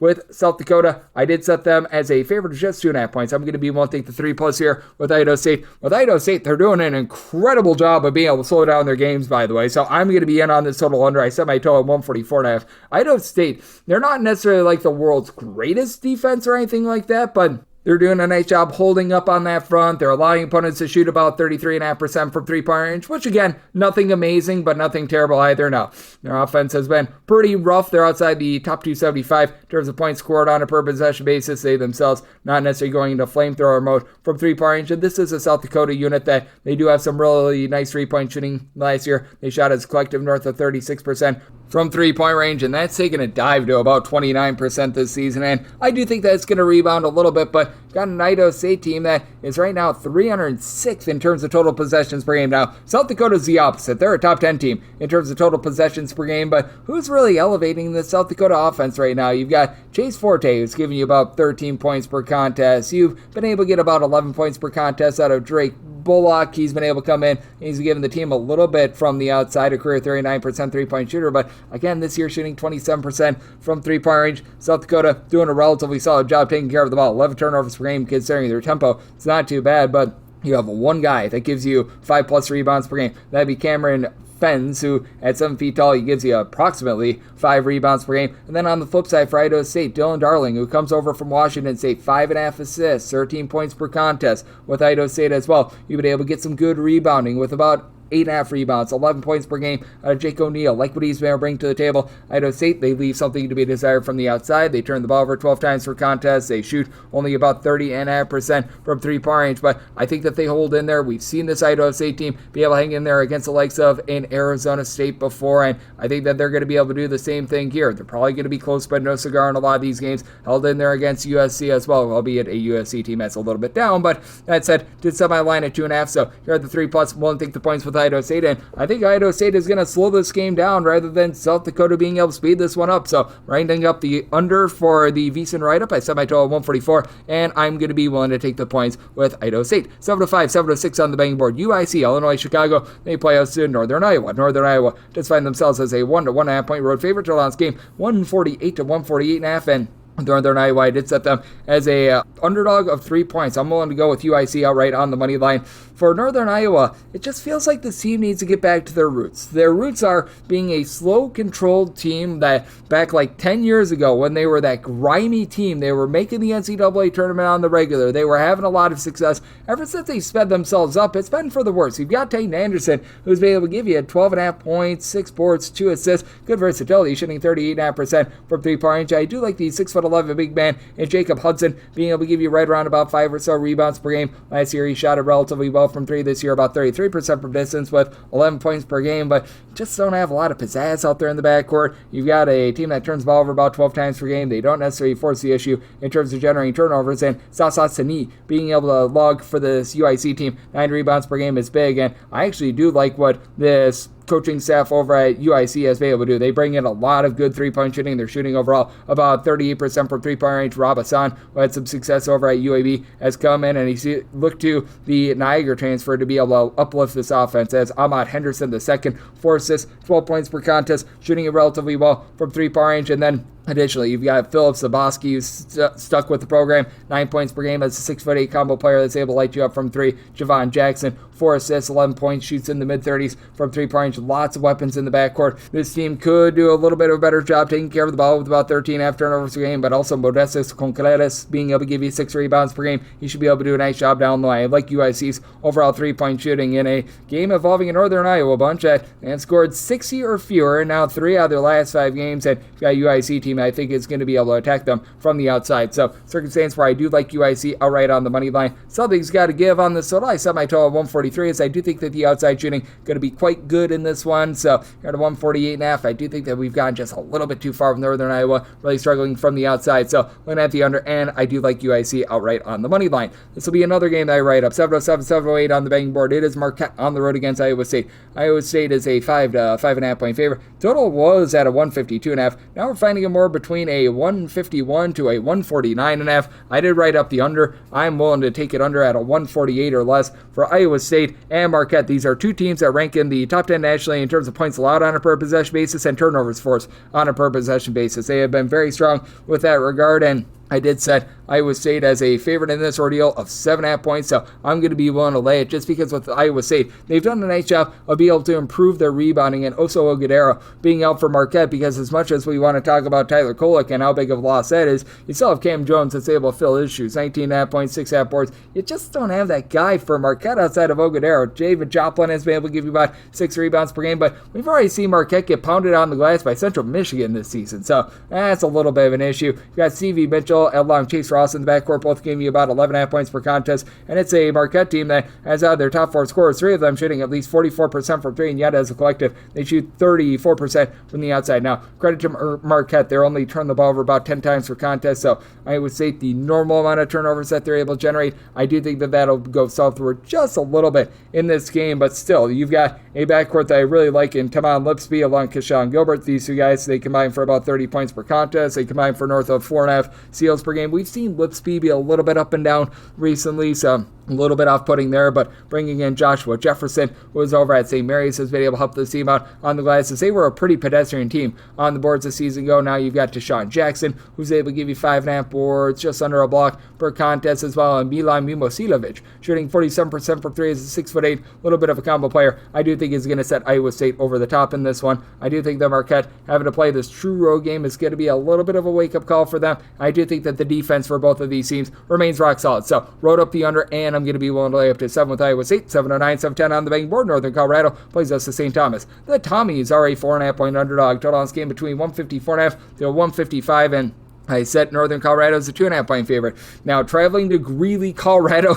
if that sounds like a lot of travel, it is. But that said, I do think that St. Thomas is going to be able to overcome it. I'm willing to take the points with them. This is a St. Thomas unit that has really sped themselves up. In their first 3 years at the Division I level, they were outside the top 270 in terms of total possessions per game. Now we've been seeing this team really being able to generate some points, as they have scored 73 plus in 3 of their last 4 games. But that said, I do think that Northern Colorado also up their game a little bit on the defensive side of things. I'm not calling them amazing or anything like that, but you do have a bit of a do-it-all player in Jerron Riley, who comes on over from Sanford, not giving you a ton of scoring with about 8.5 points per contest, but throws in there 6 boards, 5.5 assists, a steal per game, so like the way that he's just able to stuff the stat sheet for the team. And then Isaiah Hawthorne, who comes on over from the Dons of San Francisco. He's able to give you stretchability at about 6'7", 17 points, shooting in the mid-30s from 3-point for another Colorado team that, as per usual, they shoot it well from 3, 37% from distance, only about 11 turnovers per contest, with Brock Wisney being able to chip in there about 10 points per game as well. A little bit more of a top-heavy team than we've seen in past years. For St. Thomas, you've got Drake Dobbs, and he's been able to do a nice job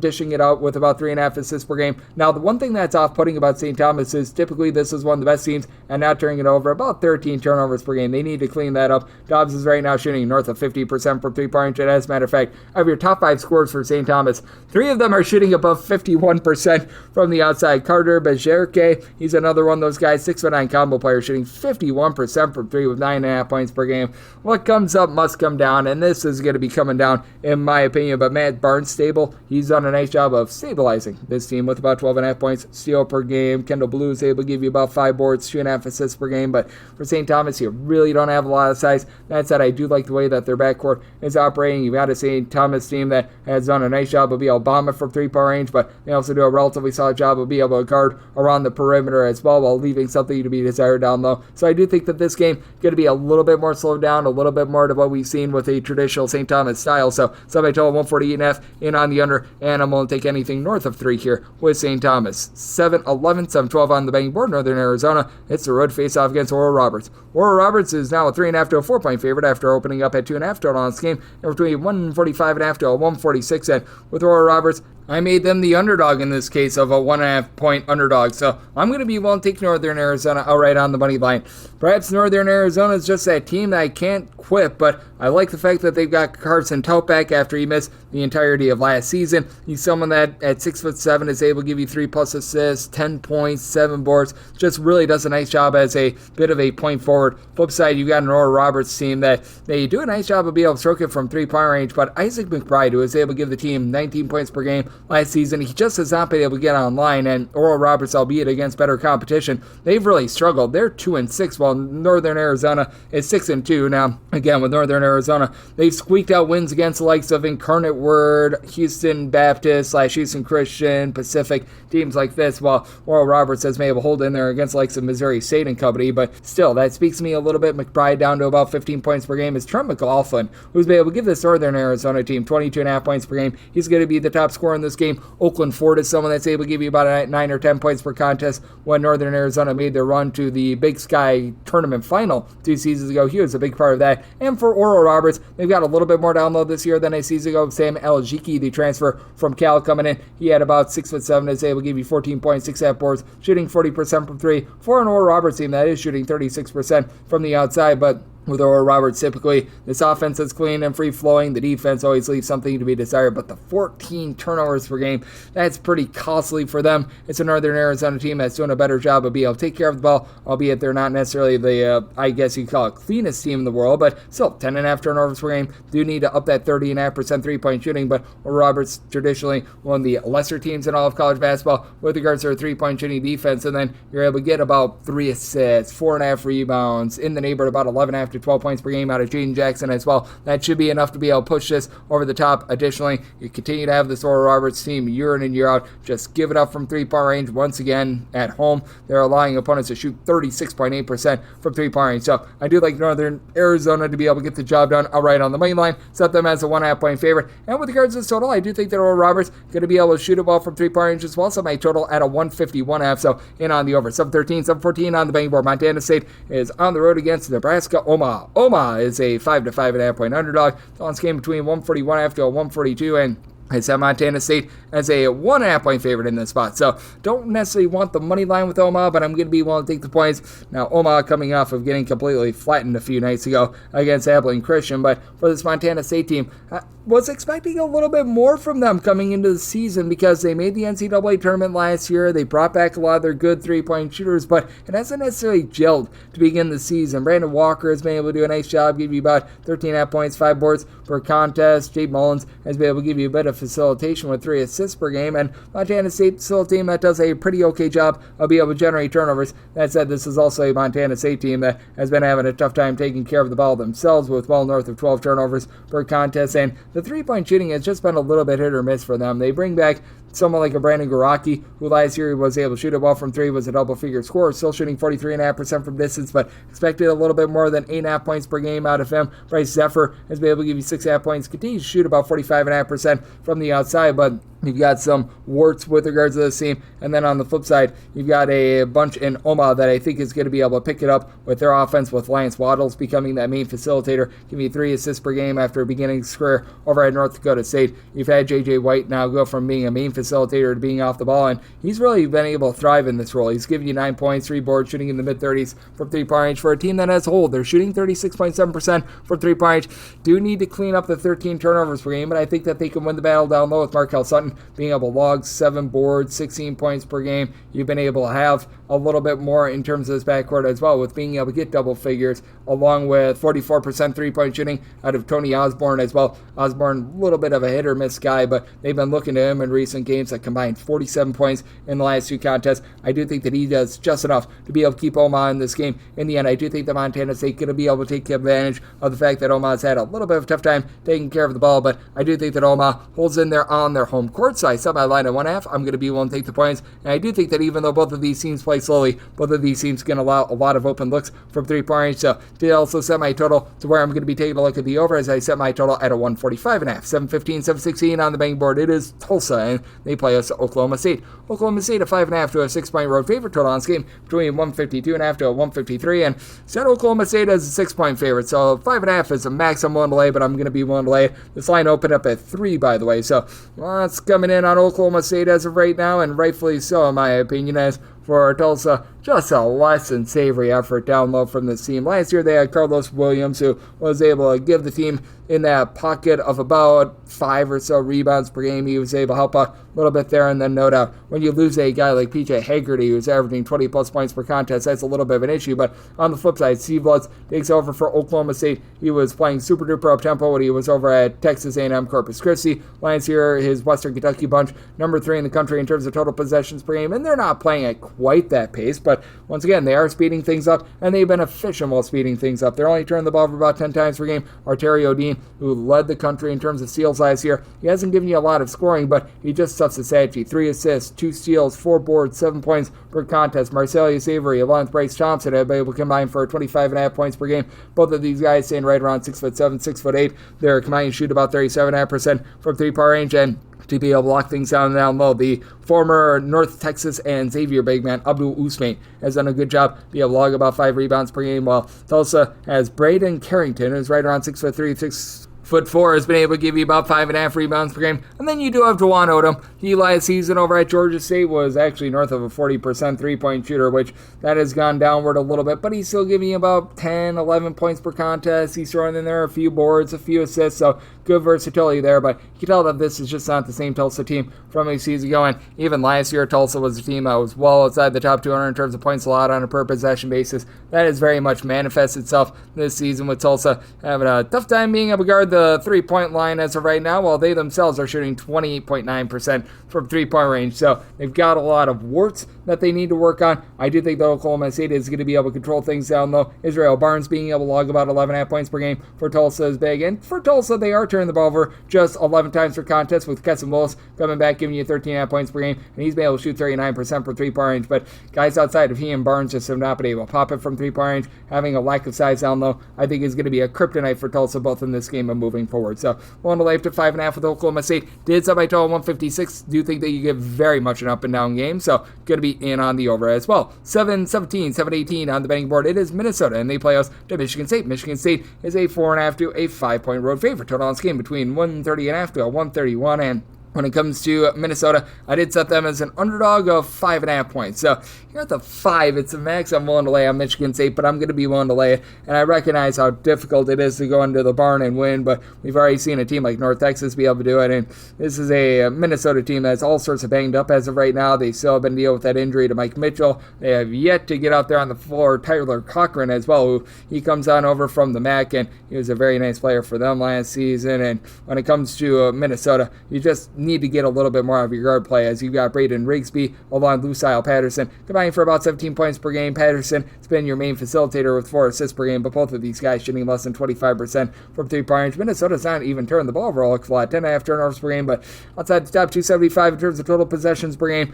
Dawson Garcia, he has to do it all. 19 points, 7 boards, steal per contest, block per contest, shooting 42% from 3-point range. Not a whole heck of a lot outside of that, as Femi Odakale, who comes on over from Pittsburgh along with New Mexico State, gives you a little bit of facilitation. He generates 2.5 steals per game, but 5 points per game. You need a bit more there, and for Michigan State, this team is going to improve with their 3-point shooting. You mark my words. They are currently shooting 22.4% from 3-point range, so they could be absolutely abysmal, and they will improve from 3-point range. Jace Richardson was really the top 3-point shooter for the team to begin the season, but he's probably going to be out with an injury in this one. But you saw Frankie Fiddler along Jaden Akins combining for a little bit over 24 points, 9.5 rebounds per game, and both are shooting less than 20% from 3. Again, I'm not saying this is going to be an amazing 3-point shooting team, but they're going to shoot a whole heck of a lot better than 22.5% from three-point range. Jackson Kaler is able to give you quite a bit down low with 7.5 rebounds per game. You've been able to get a little bit over a steal per game out of both Jeremy Fears along Trey Hallman, and Hallman has done a nice job giving you 3.5 assists per game. Fears about 6 assists per contest, so it's a very unselfish team that's making the extra pass. Simon Zapala has given them a bit down low as well. I do think that Michigan State just a bit too much depth in this game, and again, I think that three-point shooting positivity starts right here for Michigan State. Do you think that this is going to be a game that's just close enough for late game filling? So I set my total at a 131.5. Wouldn't want to go over a 131, but at a 131 and not a hair more. We'll take a look at the over, and at 5 or less, one to lay with Michigan State. 719, 720 on the betting board. It is Kansas on the road against Creighton. Creighton, a 4.5-point home underdog, and your total on this game between 152.5 to 153.5. I set Kansas as a 2.5-point favorite. I'm actually going to be willing to take the points with Creighton. With Creighton, they should be back at full force as they deal with injuries to Ryan Kalkbrenner, Pops Isaacs. I know that they now had Steve Ashworth in and out of the fold, which I thought that he was going to be out for a long time, and apparently he was out for only 2 games. So go figure there. But that said, I do think that with Creighton, they're going to be able to hold in there against a Kansas team that currently they're ranked as the number 1 team in all of college basketball, and they've been quite impressive thus far this season with Hunter Dickinson, 15.5 points, 9 boards, and a little bit over block per game. And we do need to see Ryan Kalkbrenner step up in a big game, because it feels like when he goes up against teams that are inside the KenPom top 200, that's where the production really falls off, but he still give you 18 points, 8.5 boards. Again, was dealing with a little bit of an injury out there in lovely Las Vegas. Should be good to go in this one, but even though he wasn't scoring a lot in the most recent few games, in those 2 games in Las Vegas, he did have a combined 10 blocks, so he's doing a nice job of racing down low and getting back. Steve Ashworth is just so big. You saw that in the game against Notre Dame, 15 points, 6 assists, did have a few turnover issues in that game, but you're just going to have that in a game against that good of competition. Pops Isaacs, he's able to give you a little bit from the outside with about 14.5 points per game, and this is a Creighton team that's not the same three-point shooting team that we've seen in the past. They're shooting about 31.5% from the outside, but this is also a Creighton unit that I feel like they're going to be able to hold up down low. And additionally for Kansas, I just want to see Juwan Harris be a little bit more of an assertive scorer, and I feel like we've seen a little bit more of that recently. He's been able to give the team double figures in 2 of the last 3 games, with the lone exception being an 8-point performance against Furman, so you do like to see that. He's, for his career, a mid-30s three-point shooter this year, shooting just 23% from the outside. That should be going northward with about 6 assists per contest. And then KJ Adams had a nice little coming out party against Furman. He's been able to give you a double-figure amount of points per game. Zeke Mayo, nice at suffer with about 12 points, 3.5 assists per game, but it does feel like some of these guys like Rylan Griffin and company are still finding their bearings. I think that this is going to be a tough test for Kansas. Kansas not going to turn the ball over a lot, and Creighton doesn't necessarily force the issue there, so lots of nice, clean possessions in this one, but I do think that in the end, Creighton's going to be able to hold in there, but Kansas, just by a hair, able to get the job done as the Kansas defense starting to step up as well. Semi-total at 148.5. I'm in on the under, and I'm going to be willing to take the points, but not the money line of Creighton. 721, 722 on the betting board. Wyoming is on the road against Utah State. Utah State, a favorite of 19 points, totals between 146 to 147, and semi-total at 150. I'm going to be in on the over for Utah State. This has been a top 20 team in terms of points scored on a per possession basis. Had a few games that were a little bit less than savory on the offensive side of things in their multi-team event last week, but all in all, these guys are doing an amazing job putting the ball in the basket. Mason Fosloff, Ian Martinez, the main returners from a season ago, combined 35.5 points, 6.5 assists, 9 rebounds, 3.3 steals per game, with both shooting above 44% from three-point range. It's just absolutely absurd at this point. Open gets stairs say he's shooting 89% from the field. Like, my goodness, he has been so efficient for this team down low, and it's a whole is greater than the sum of its parts approach down low as well. You've got out of your top 5 scorers, 4 of them giving you north of 4 rebounds per game. That's going to be tough for Wyoming to go up against. As Jordan Nesbitt has done a nice job being able to supply 10.5 points, 11 boards, 2 assists per game, a little bit of a do-it-all guy that comes over from Hampton, but this is also a Wyoming team that we saw it in their first road game against Texas Tech, lost that game by about 40.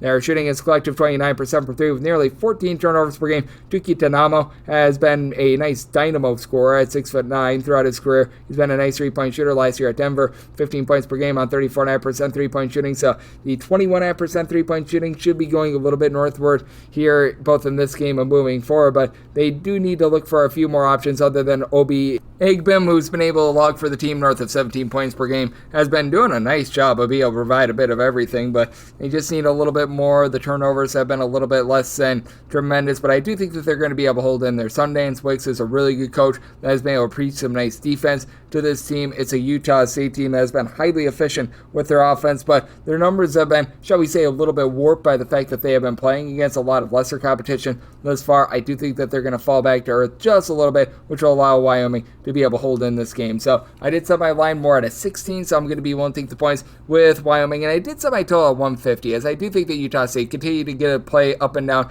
and will continue to be very efficient on the offensive side of things, with Wyoming being able to take those turnovers down just a touch. So looking at the over and the points with Wyoming, 723, 724 on the betting board. New Mexico is going to be playing us to San Jose State. Old San Jose State is a 19.5 to a 20-point underdog. Totals between 151.5 to a 152.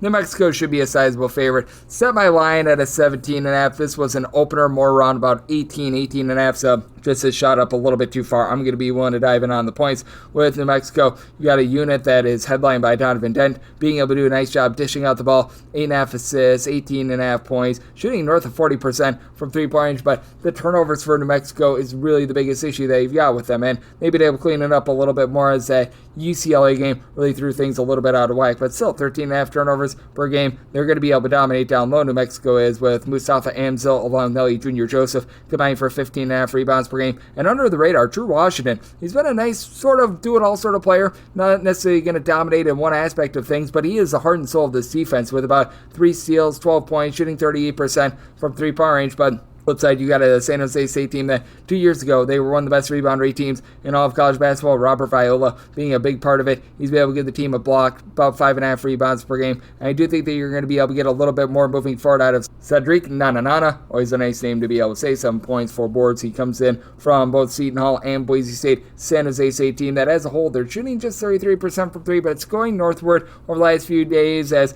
you've had Josh Uduje be able to supply the team with 15.5 points per game, was the 6th man of the year in the Mountain West a year or two ago. Donovan Yap, who comes over from Fresno State, he's been around the block here in the conference. He's been able to do all 3 assists, 9 points per contest. And Will McClendon, who comes over from UCLA, double-figure scorer himself. I do think that with San Jose State, they're going to look to really just be able to get this game played a little bit more at their tempo as well. You've got a New Mexico team that year in and year out, they're one of the most harebrained and most up-tempo teams in all of college basketball. Going into Tuesday, they were clocking in number 2 in the country in terms of total possessions per game.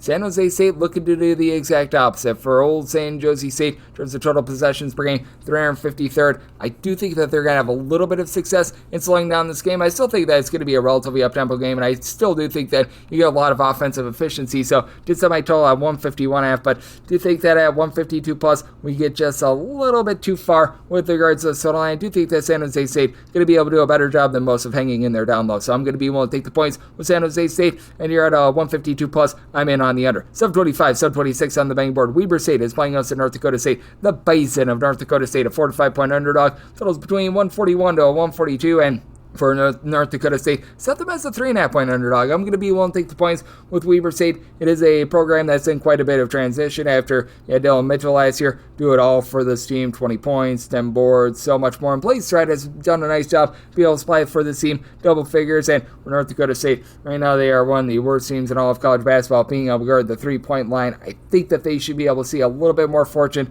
in terms of their 3-point shooting defense. And for North Dakota State, big reason why they've been able to hold in these games is they themselves can light you ablaze from the outside. Jakari White has led the way with 17 points, 4 boards, 2.5 assists, shooting 38.5% from 3-point range as a whole for North Dakota State. They're shooting a little bit north of 39% from 3-point range. They've got good versatility with 14 points, 6 boards, 3.5 assists out of Jackson Mooney, who at 6'10" has been able to shoot 38% from 3-point range. And it's a Weber State team that they don't necessarily do the world's greatest job of being able to generate second chances for themselves. They do have quite a few guys with some size, like Alex Tu, for example. He's 6'11", but he's only giving you about 4 points, 3.5 rebounds per game. Miguel Tomlin, who comes over from Idaho State, he's starting to find his sea legs. He's been able to log for the team 12 points per contest. Currently shooting 42% from 3, but he's shooting 26.9% on his 2-point shot. So, I mean, that's been interesting to look at. Nigel Burris, a career about 40% 3-point shooter. He's been able to do a pretty rock-solid job as well. But you've also got on the flip side a bunch that is just not doing necessarily the world's greatest job in Weber State in terms of being able to close out and being able to guard the 3-point line themselves, are allowing opponents to shoot a little bit north of 34% from 3-point range in their games against D1 opponents. So I do think that even though you're not going to see a super up and down game, North Dakota State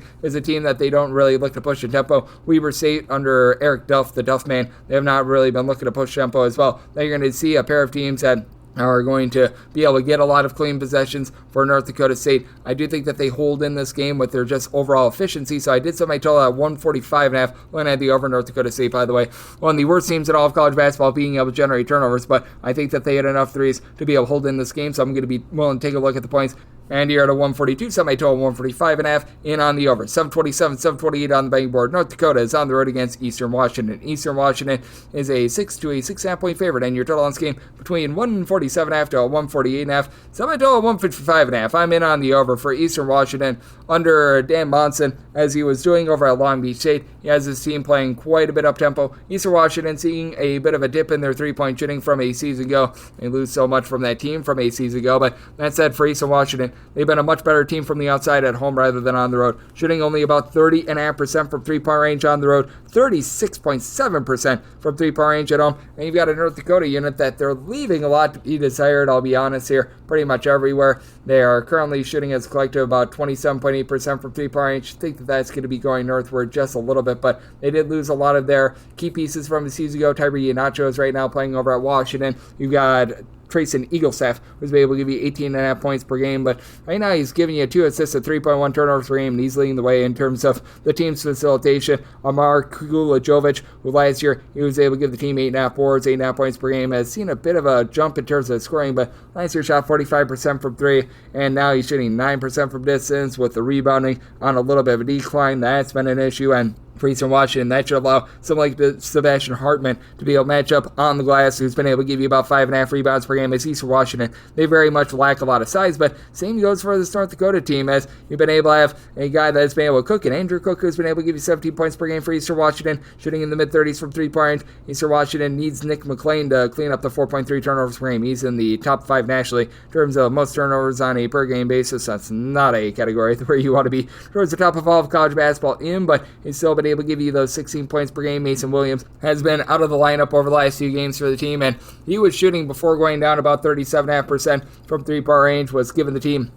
about 15 or so points per game, so that's been a little bit of a loss for them. But I do take a look at this game overall, with North Dakota really providing not a lot down low, having a shortage of guys. They're able to dish out the ball and turn the ball over 14 times per game. Eastern Washington, who's been a little bit more clean and crisp with their offense, should find a way to be able to get the job done. I'm a little late to 9 with Eastern Washington. And in terms of the total, I set mine at a 155.5. Do think that you get a frenetic up and down game with a North Dakota team that's not really doing the best job defensively either. So I'm going to be in on the over, and I'm going to be willing to lay with Eastern Washington. 729, 730 on the betting board. Montana is going to be playing us to South Dakota State. The Jackrabbits are 2.5 to a 3-point road favorite, and your totals between 150 to a 150.5. Wrote this game up, and I'm in on Montana outright on the money line. I set Montana as a 2-point favorite for South Dakota State. Just not the same 3-point shooting team that they've been in the past. It's not to say that they're terrible from 3-point range or anything like that, but they're shooting more around about 34.5% from 3-point range. This team is actually much more based down low rather than what they have been in the past, as Oscar Clough has been able to give you 18.5 points, 11.8 rebounds per game. He's in the top 5 in all of college basketball in terms of rebounds per game. Joe Saylor, though, he's been a little bit banged up recently. Should be good to go in this one. Played in their game on Monday against a non-D1 school, but in their game against a non-D1 school, he had 6 points and 4 turnovers in 32 minutes. Did not necessarily look like himself overall for the season. Has been able to give you 12 points, shooting 38% from 3-point range. So a little bit of concern there. Matthew Moores, he's able to give you some stretchability at 6'7". He's able to give you about 8.5 points per game, but again, not necessarily shooting at the world's greatest from 3-point range himself. And for Montana, I do think that they should be going northward in terms of their overall 3-point shooting, as right now they're shooting as a collective just 28% from 3-point range, but they've got Money Williams, who's giving you 14 points, 3 assists, does need to clean up the nearly 3.5 turnovers per contest, but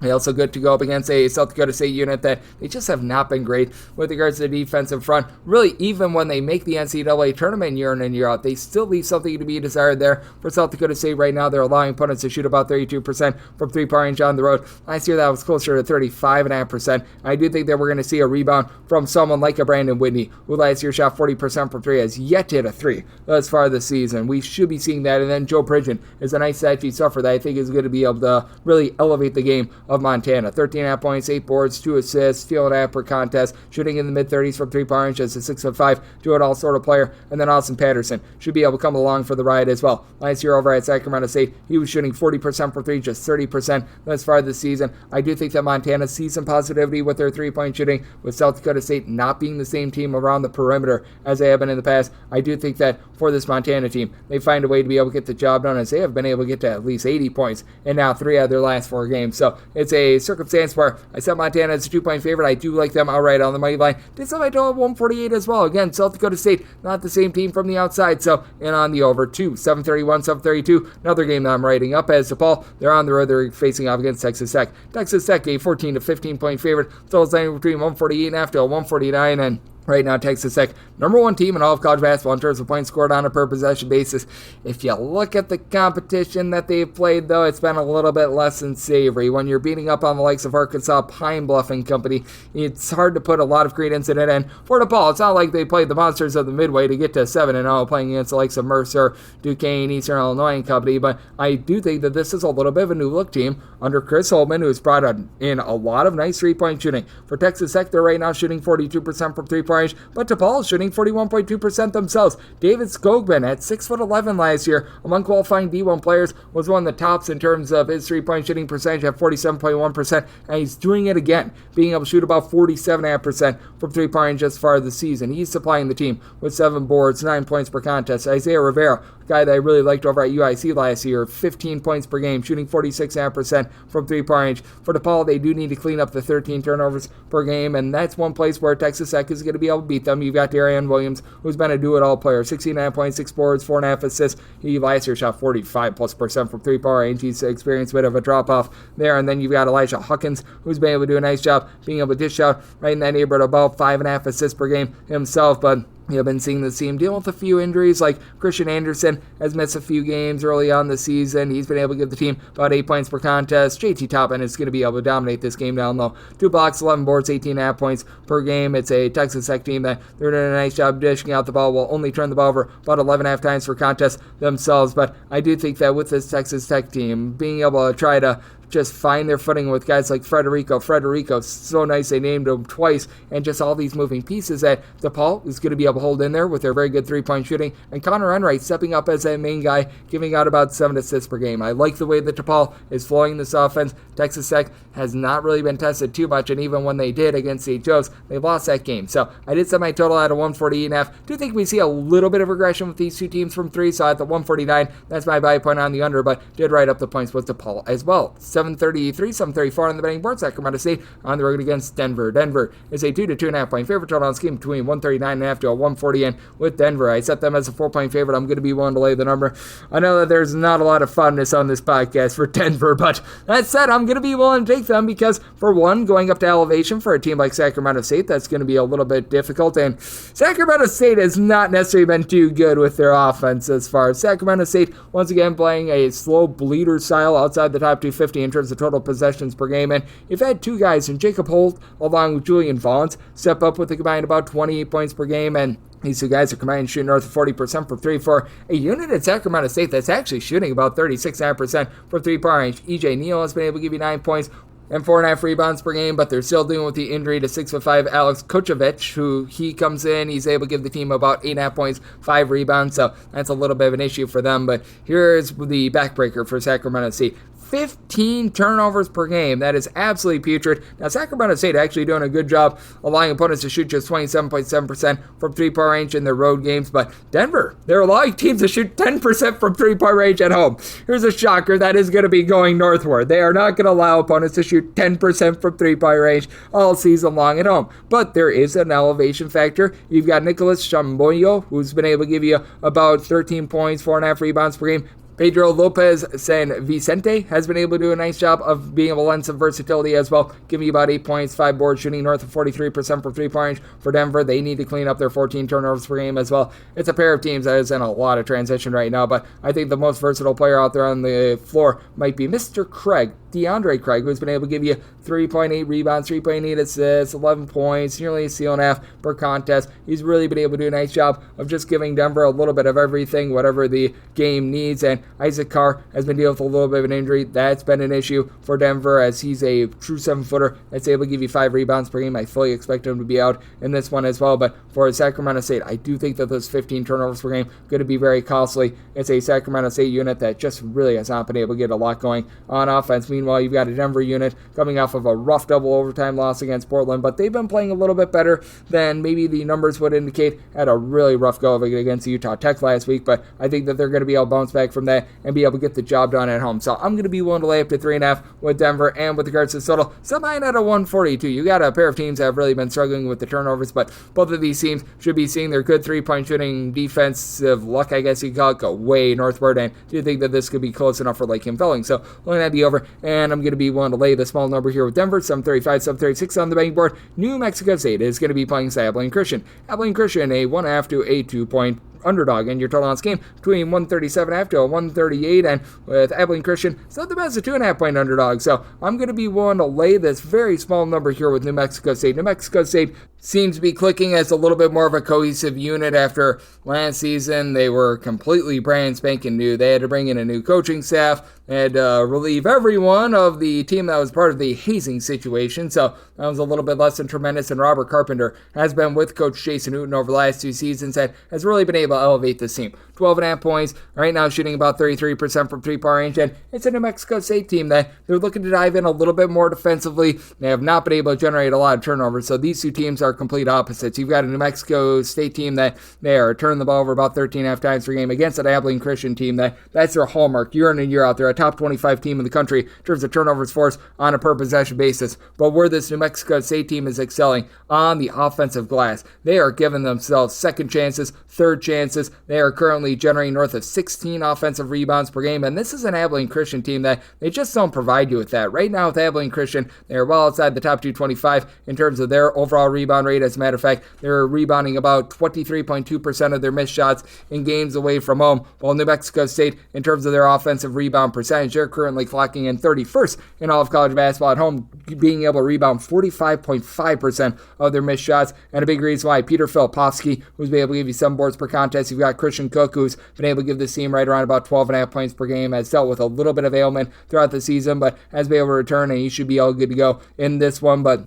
on the flip side for Abilene Christian, you've got a guy in Leonardo Bettol who comes over from the country of Italy. He's been really the main man for the team thus far this season, 15 points, shooting in the mid-30s from 3-point range. And then Keon Williams has been able to come in from Oklahoma State and be a nice little stat sheet stuffer. He has fit in with this defense well, 13 points, 5 boards, 3 assists, missed a game a little bit earlier in the season, but after he was dealing with a little bit of an injury that got him off to a slow start, he's been able to get things rocking and rolling as well. And then Hunter Jack Madden is really the sharpshooter for the team. Last year shot 40% from 3, more around about 36.5% thus far this season, but 10 points per contest. But it is an Abilene Christian team that they have a really tough time on the interior. New Mexico State, I think, is going to be able to do a nice job on that front with having Shaminga squared with Emmanuel Shaminga and Nate Shaminga, both being able to provide north of 6'10" size, combining for about 11 rebounds per game. I don't give you much scoring. They're combining for about 6 points per game, but I do think that New Mexico State finds a way there, and this New Mexico State team, with getting those second chances, those third chances in Abilene Christian, traditionally being a little bit more of an up-tempo team that we've seen in past seasons, should be able to allow you to both teams getting to close to 70 in this one. So I did my total 144.5. I like the over, and I'm willing to lay the small number with New Mexico State. 737, 738 on the betting board. Virginia Tech plays us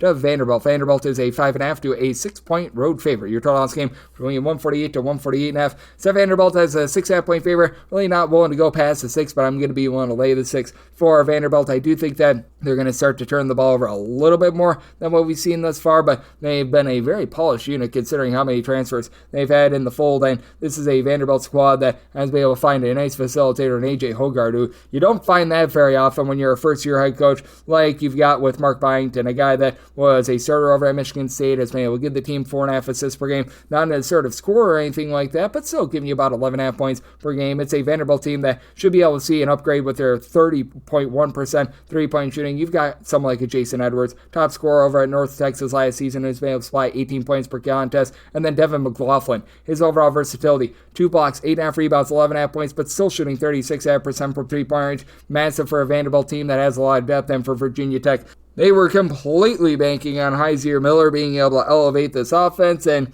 with him currently being under investigation for the old point shaving scandal, that's not great. And you don't have anyone that's really able to give you just that stabilizing force in the backcourt. Brandon Rechsteiner has had to be the main facilitator with about 3 assists per contest, and he's just not necessarily suited for that. You've got a Virginia Tech team that's turning the ball over 15 times per game. This is not a Mike Young style team. Typically, this Virginia Tech team will struggle a little bit on defense, but they'll be pretty clean on offense. They have not been clean on offense. They have struggled on defense. You do have Toby Loyola along with Mijaleo Poteet, who have been big men that have had some versatility, combined 24 points, a little bit over 12 rebounds per game, but don't have amazing three-point shooting with this team either, shooting 32% from the outside, and Ben Burnham has been a big disappointment. Over at Charleston last season, was able to log for that team about 36.5% three-point shooting, 12 points, 4.5 boards. That's come in, and he's giving you about 4.5 points per game. So that has been rough for this Virginia Tech team, and I think that it just continues to be very rough for them moving forward. I set my line at 6.5. I'm going to be willing to lay it with Vanderbilt, and with regards to the total, I set my total at a 148.5. Right now, seeing a 148 out there, I think that Vanderbilt just enough to be able to get that total over, so we'll take the 148 over, and willing to lay it with Vanderbilt. 739, 740 on the betting board. It's Pittsburgh on the road against Mississippi State. Mississippi State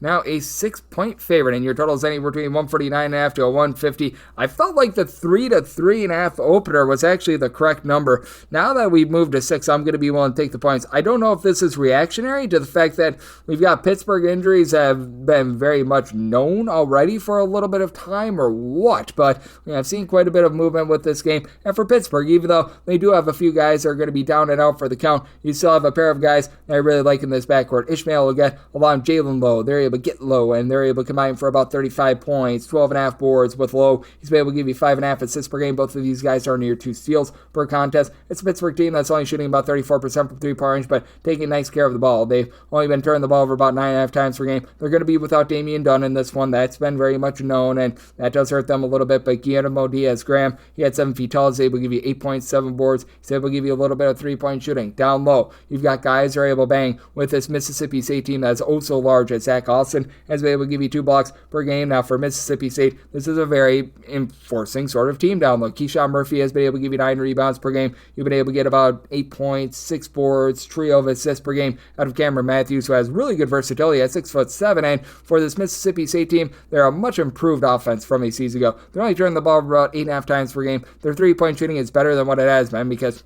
2 years ago they were dead last in all of college basketball with regards to three-point shooting percentage. Still want to see a little bit more of Riley Kugel, 10 points per game. Still has never been able to reach that potential that we saw towards the back half of his season over at Florida 2 seasons ago, but Josh Hubbard has shot 45% from three-point range. He's logging 19 points, 3.5 assists per contest. He's been able to do a nice job there. Michael Nwoko has been able to give you about 5 boards and a block per contest as well. So I do think that from Mississippi State, they are going to be able to get the job done outright. Again, I feel like this number has moved a little bit too far. We've already seen Pittsburgh have a tough road test, be able to overcome that against Ohio State. And that's a Pittsburgh team that is really flowing nicely on offense. 74-plus points in each of their last 5 games. Mississippi State has really been able to elevate on the offensive side of things as well. But at their core, I still think that this is a defense-oriented team. With Pittsburgh not having Dunn out there in the fold, I do think that their offense is going to taper off just a little bit as well. So I set my total at 147. I'm in on the under, but I'm going to be willing to take the 6 here with Pittsburgh. 741, 742 on the betting board. It is Auburn on the road against Duke. Duke at 2.5 to a 3-point favorite. Total is between 146 to 147. I'm willing to take 3 with Auburn. I set my line at 2.5. 3 is the absolute minimum, but I think that this is a nip and tuck game. I think that you need to give a lot of credence to how difficult it is to go into Cameron Indoor Stadium and win, because I think that Auburn might be the most complete team in all of college basketball right now. G&I Broome just continues to clean up. For my money, he's the player of the year right now in college basketball. 20.5 points, 12.9 rebounds, 3.3 assists, 3.1 blocks, all while shooting nearly 35% from three-point range. But if you need Auburn to beat you in the backcourt, you've got Denver Jones, who gives you 11 points per game. Chad Baker-Mazar is shooting 44.5% from 3 with double figures. Miles Kelly, not necessarily the most amazing three-point shooter throughout his career, but now he's shooting 41% from three-point range. Pettiford in the backcourt is giving you some nice facilitation. Dylan Cardwell is able to give you a block. He's able to give you some rebounds as well. But Cooper Flagg, as we know, he's able to do a little bit of everything as well. Right now, leading Duke in points, rebounds, assists. I believe that he leads them in blocks and steals as well. That's every single major offensive category. Not necessarily stroking at the world's greatest from three-point range. That's a part of his game that's still developing. But Cen Connecticut, he's able to shoot it well from 3. He's able to give you about 3.5 assists, 13.5 points per game. And Auburn has really met their match in terms of, shall we say, size around the perimeter, as you've got pretty much everyone in this Duke starting five that is 6'5" or taller. Tyrese Proctor, want to see him back in a little bit more of a facilitation role. He's only been able to give out about 2.5 assists per contest this season. I think that this team is suited best when he's in sort of that role, but Mason Gillis, he's able to be a nice off-the-bench sort of dynamo scorer. He's only shooting 26% from three-point range this season. That should be going a little bit northward. Duke has actually really slowed things down ever since you had the coaching regime change on over to John Shire, but this is an Auburn team that's able to light up anyone. They have scored 79 plus points at each of their last 5 games. You've got a Duke team that's really bearing down defensively, giving up 55 or less in 3 of their last 4 games. That includes a game against Arizona, but I do think that this is going to be a little bit more of an offensive game. I think that Duke is going to be able to find a little bit more from 3 points. I think that Cooper Flagg is one of those guys that's able to match up with Gianni Broome. I think that you get a classic matchup. I think that in the end, Duke pulls it out outright at home, but again, I think that this is a 1-possession game. So getting 3 plus, I'm going to be willing to take the 3 and not a hair less with Auburn, and set my total 115.5 in on the over. 743, 744 on the betting board. Texas is on the road against NC State, and NC State does find themselves as 2.5 point underdogs, and total on this game, it is 144 to 145, and I said NC State is a 3.5 point underdog. I'm going to be willing to lay it with Texas. Texas has been doing a nice job down low with being able to get right around about 7 or so rebounds per game out of Arthur Kalumo. I felt like he got a little bit of bad rap after what happened with Kansas State last season. He's still a rock-solid guy. He's able to give you 14 points, 2.5 assists, and now he's been able to shoot north of 40% from 3-point range for a Texas team that's been able to run some of the most clean offense in all of college basketball, just 9 turnovers per game. And this is despite the fact that Jason Kent has been missing for a trio of games, who comes over from Indiana State, and even when he's been out there on the court, hasn't necessarily been the most effective in the world. Julian Larry has been able to give you some nice facilitation with about 3.5 assists per game. Love what I'm seeing out of this bunch with Trey Johnson just going into takeover mode. 21 points, 3 rebounds, shooting 42% from 3-point range. And when Tremont Mark is out there and firing all cylinders, this team is going to be able to lock another new dimension, as well as he was able to put in their 15 points in that most recent game against Delaware State. He missed the first 4 or so games of the season, so that should be able to elevate this Texas offense even more. And you've got an NC State team that has dialed it back a little bit more in terms of their tempo. They've been a top 75 team as far in terms of points allowed on a per possession basis, but I just don't necessarily like what I'm seeing down low from the team. Brandon Huntley Hatfield is the only guy that's giving you north of 4.7 rebounds per game. Dontrez Styles has come in from Georgetown, 7.5 points, 4.5 boards. It's a team that's collective. They're going to shoot better than 29.5% from 3-point range, but I think the question is how much, because I honestly think that Michael O'Connell needs to be a little bit more of an aggressive scorer. That's a big reason why NC State was able to make the run that they did in the ACC tournament and the NCAA tournament, because he, prior to those runs, was giving you less than 5 points per game. He pretty much doubled his scoring. That allowed NC State to be a bit more successful. He needs to do that now and be able to help this team out on that front, because you don't necessarily have a lot of go-to guys like Marcus Hill. He averaged 20 points per game over at Bowling Green, but he shot less than 30% from 3-point range, and at the ACC level, he just doesn't have imposing size to be a go-to scorer. Jane Taylor right now leading the way with 2 steals, 14.5 points per contest. He's not a great 3-point shooter himself. He's right now shooting 27.5% from the outside. Ben Middlebrooks is able to give you 4.5 or so rebounds per game, but they need that guy to step up. I just don't know who that's going to be for NC State and for Texas. I do like the way that this offense is humming. I like the fact that they've got Mark now in the fold. So semi-total 147.5 and on the over, I'm willing to lay up to 3 with Texas. 745, 746 on the betting board. It is Seattle. They play us Portland State. Portland State is a underdog of 8 points. Total on this game, it is between 144.5 to 145.5. Did set Portland State as a 9-point underdog. I'm going to be willing to lay 8 with Seattle. Seattle year in and year out is a top 75 team in all of college basketball. In terms of points allowed on a per possession basis, they've been having a few issues there, but this is also a Portland State team that's having a very difficult time in terms of their defense. I will say, on the offensive glass, they're doing a nice job of giving themselves second chances. Portland State right now a top 25 team in terms of total possessions per game, and they're a top 65 team in terms of percentage of missed shots that do result in an offensive rebound. And this is a Seattle unit that they do lose someone like Brandon Chatfield from a season ago, who is able to give you 6+ rebounds per game. Though you do have Alexander Matthew Moncrief, who was a part of that Oklahoma State team that made the NCAA tournament a few seasons ago. He's been doing it all for them, 10.5 boards, 13.5 points per game. And John Christophilius, I think that he's going to need to up his game a little bit, and I have confidence that he's going to do so. Last season, he was shooting about 40% from 3 with 12.5 points per contest. This year, just 10.5 points per contest. Anderson has had single digits in each of the last 4 games. I do expect a little bit of bounce back there. Seattle right now looking for some options in terms of scoring with having Cam Tyson, their top scorer from a season ago, on the full. But you've had Paris Salson along with Malik Arrington be able to combine for about 18 points per game. Arrington, nice starter over at Idaho State a season ago that doled out about 5 assists per game. And he's been doing a lot of the same for the Seattle team. And for Portland State, I like what you're able to get out of Q Myers, who has been able to do a nice job, giving you about 6.5 assists, 8.5 points per game. The turnovers do need to be dialed back a little bit, though. He has been turning the ball over about 3 times per contest. To his credit, has only had to combine 4 turnovers in the last 4 games, so much more clean, efficient offense there. But now going up against a Seattle defense that is better than the previous defenses that he's faced, that's going to be something to watch out for as this Portland State team as a whole. They're turning the ball over 14 times per contest. Their shooting is collective 35.5% from 3-point range, as you've got Isaiah Johnson down low, is able to give you 5+ boards, shooting 40% from 3. Jalen Henderson has been that main scorer, being able to log about 15.5 points, a little bit over a steal and a half per contest. And Shane Noel was a former top 250 recruit over at UNLV. He's been able to do a rock solid job. He's been able to give this team about 12.5 points per game as well. But that said, I do think that Seattle is going to start to bear down with their defense. They've given up 71 or fewer in each of their last 4 games. Got a Portland State team that feels like their offense has been a little bit more muted recently as well. I did set my total here at a 149. I do think that Seattle is going to start to find more of those scoring options. I think that Chris Aphelios steps up in this game. So willing to lay the 8, and I'm in on the over, set my total 149, 747, 748. Another game that I'm going to write up as Oregon is on the road facing off against USC. USC, a 6-point home underdog. Total on this game is 147. Maybe I'm just a sucker for pain, but I'm going to be willing to take the points with USC. I set them as a 2.5-point home underdog with USC. It has been less than savory for them on the glass, but you've got an Oregon team that is allowing opponents to rebound 33.9% of their missed shots on the road. So they have not been able to do necessarily the world's greatest job on the glass as well. Now you've got a 7-footer, Nate Biddle, who's got all sorts of versatility for this unit at 7 feet tall. You say, well, pop it from 3. He's shooting much less than 30% from 3-point range, but 14.5 points, 9.5 rebounds per game.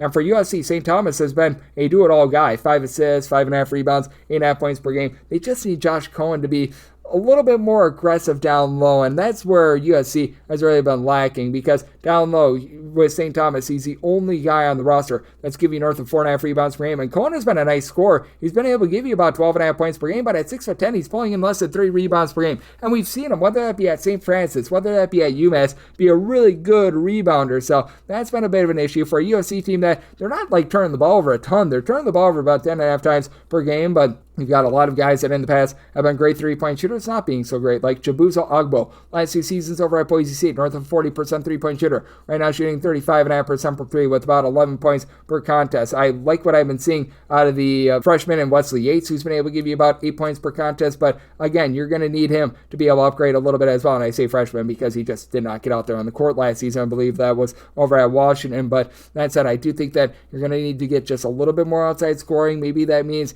lend a few more minutes of guys like Clark Slager, Bryce Pope, that come in from more of the mid-major ranks rather than the power ranks. But that said, for this Oregon team, it's been a little bit hit or miss for them from the outside as well. They're shooting about 32.5% from 3. Brandon Angel shooting north of 40% from 3, 10 points per game, but you expect him at 6'8", 6'9". They give you more than 3 rebounds per game, and Biddle's the only guy that's really been able to give you north of 5 rebounds per game. I also expected a lot more out of KJ Evans. He's only been able to give you about 6 points, 5 boards, a former top 25 recruit that just really hasn't panned out right now for Oregon. I like Jackson Shell said as they'll bring to the table in terms of facilitation. Doesn't necessarily give you like takeover scoring or anything like that. He's shooting less than 30% from 3-point range, but 4 assists, so less than a turnover per game. He's been able to run some nice clean offense, but I do think that USC going to be able to hold in there on the glass against this Oregon team, and I do think that Oregon could have a little bit of a tough time on the road. I'm going to be willing to take the points with USC and write that up, and did somebody total at 144.5. We've seen USC slow down a little bit, and the offense has been a little bit disjointed for them, and both of these teams having their issues just being able to knock down shots. So going to be willing to take a shot on the under and willing to take the points with USC. This is the last game on the normal Las Vegas betting board before we hit the extra game. 749, 750.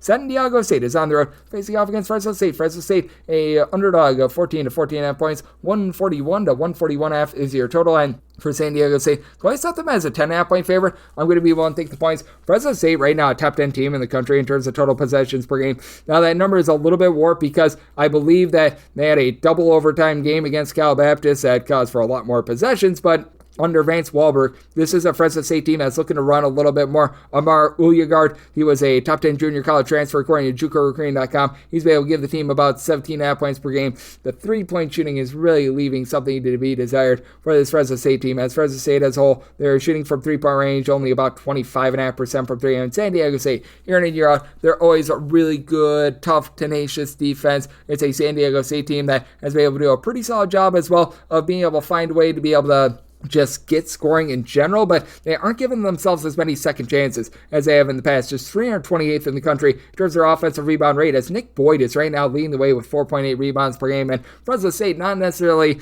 a team that's stacked with size, but that allowed them to hold in this game. And for Boyd, I will say he's doing a nice job being versatile. 3.5 assists, 13 points per contest. You've been able to have Miles Bird also be able to give you double figures and give other teams a bird, while your top scorer in BJ turned it up Davis, 14 points per contest for a San Diego State team that they themselves shooting 38.5% from three-point range. I just don't think that they're quite that good from the outside. Jared Coleman-Jones has nice versatility at 6'10", 7.5 points, 4.5 boards, currently shooting 50% from three-point range. But Elijah Price down low for this Fresno State team is giving you about 9 or so rebounds per game. They've been dealing with a few injuries as far as I know that they have been missing their 15-point per game scorer Zion Collins for a few games. He's probably going to be out the full once again for this Fresno State team. But all in all, I do take a look at this Fresno State team. I think that they've got just enough to be able to hold in there, and reinforcements have been coming in after they had quite a few injuries to begin the season. So semi-total at 140.5. I do think that San Diego State continues to play nice lockdown defense, so in on the over, but I'm also in on the points with Fresno State. Now we hit the extra games. The normal betting board picks are complete, but there are some extra games today, so we go into the bonus.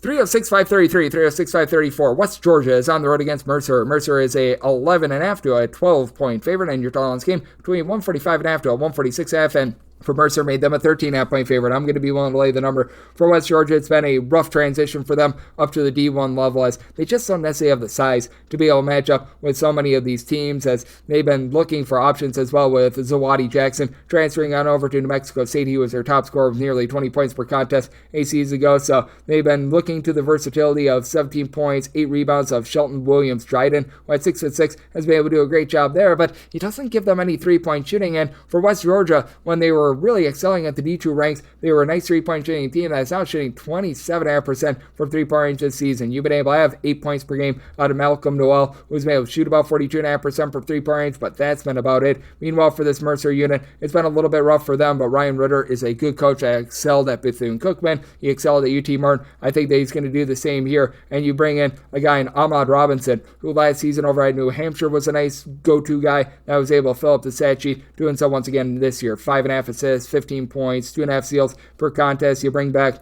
Jock Quiones, who hasn't necessarily had his fingerprints on the offensive way that I thought, but you've been able to get unexpectedly 15.5 points per game out of Tyler Johnson. He's come up from the non-D1 ranks. He's been rock solid for a Mercer team that they do need to clean things up a little bit with the offense, turning the ball over 15 times per game, but now facing off against the West Georgia team that has not been able to generate a lot of those turnovers. I do think that Mercer finds a way to get the job done, and I do think that Mercer, under Ryan Ritter, they're starting to be able to find their footing a little bit more in terms of their tempo, being able to get past 70 points in 4 of the last 5 games. So I did set my total out of 147.5 in on the over, and I'm willing to lay up to 13 with Mercer. 306-535, 306-536. Harvard is on the road facing off against Holy Cross, and Holy Cross is a underdog of between 2.5 to 3 points. 138.5 to 139.5 is your total, and with Holy Cross, I do believe that they should be the home underdog in this spot. It's not that it's just a 2-point underdog, though, so I'm going to be willing to take the 2.5 to 3 with Harvard. Just not the same Harvard teams that we've seen in the past, and it just feels like every Harvard team for the last 6 years has been dealing with injuries. I don't know what it is about them, but they've had a lot of bad luck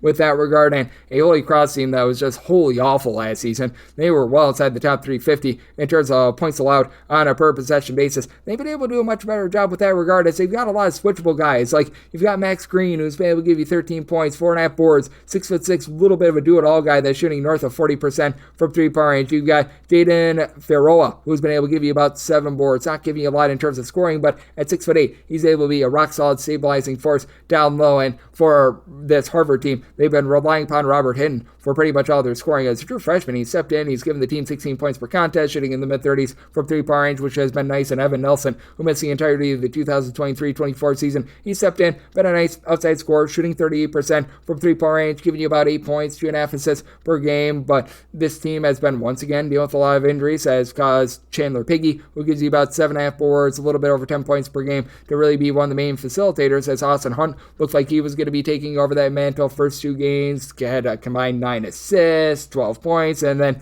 he goes out with an injury as well. For a Harvard team that's now turned the ball over well north of 12 times per contest, hasn't necessarily been able to do the best job of being able to generate some second and third chances as well. As a matter of fact, for Harvard, in terms of their percentage of missed shots that do result in an offensive rebound, this team is clocking in 319th in all of college basketball. Meanwhile, Holy Cross more around 245th, and this is going to be Holy Cross's first true home game as well. So I'm going to be willing to take the points with Holy Cross. I do think that they hold in this game, and with this total, I set mine at a 142. I do think that Holy Cross is going to continue to be able to excel on offense at Harvard, been leaving a little bit of something to be desired defensively. So looking at the over, and I'm looking at the points with Holy Cross, 3 of 6-5-37, 3 of 6-5-38. Albany is going to be playing us Columbia, a 4.5 point road favorite, and your total on this game, it is 156 and 156.5. Set Columbia as a 4.5 point favorite myself, so we're going to be waiting upon a little bit of line movement here. I saw a tad bit earlier in the day. You were seeing a straight 3.5 or so in the market. If we can get back to that 3.5, going to be willing to lay with Columbia. I don't think that Columbia is quite as good as their undefeated record would indicate, but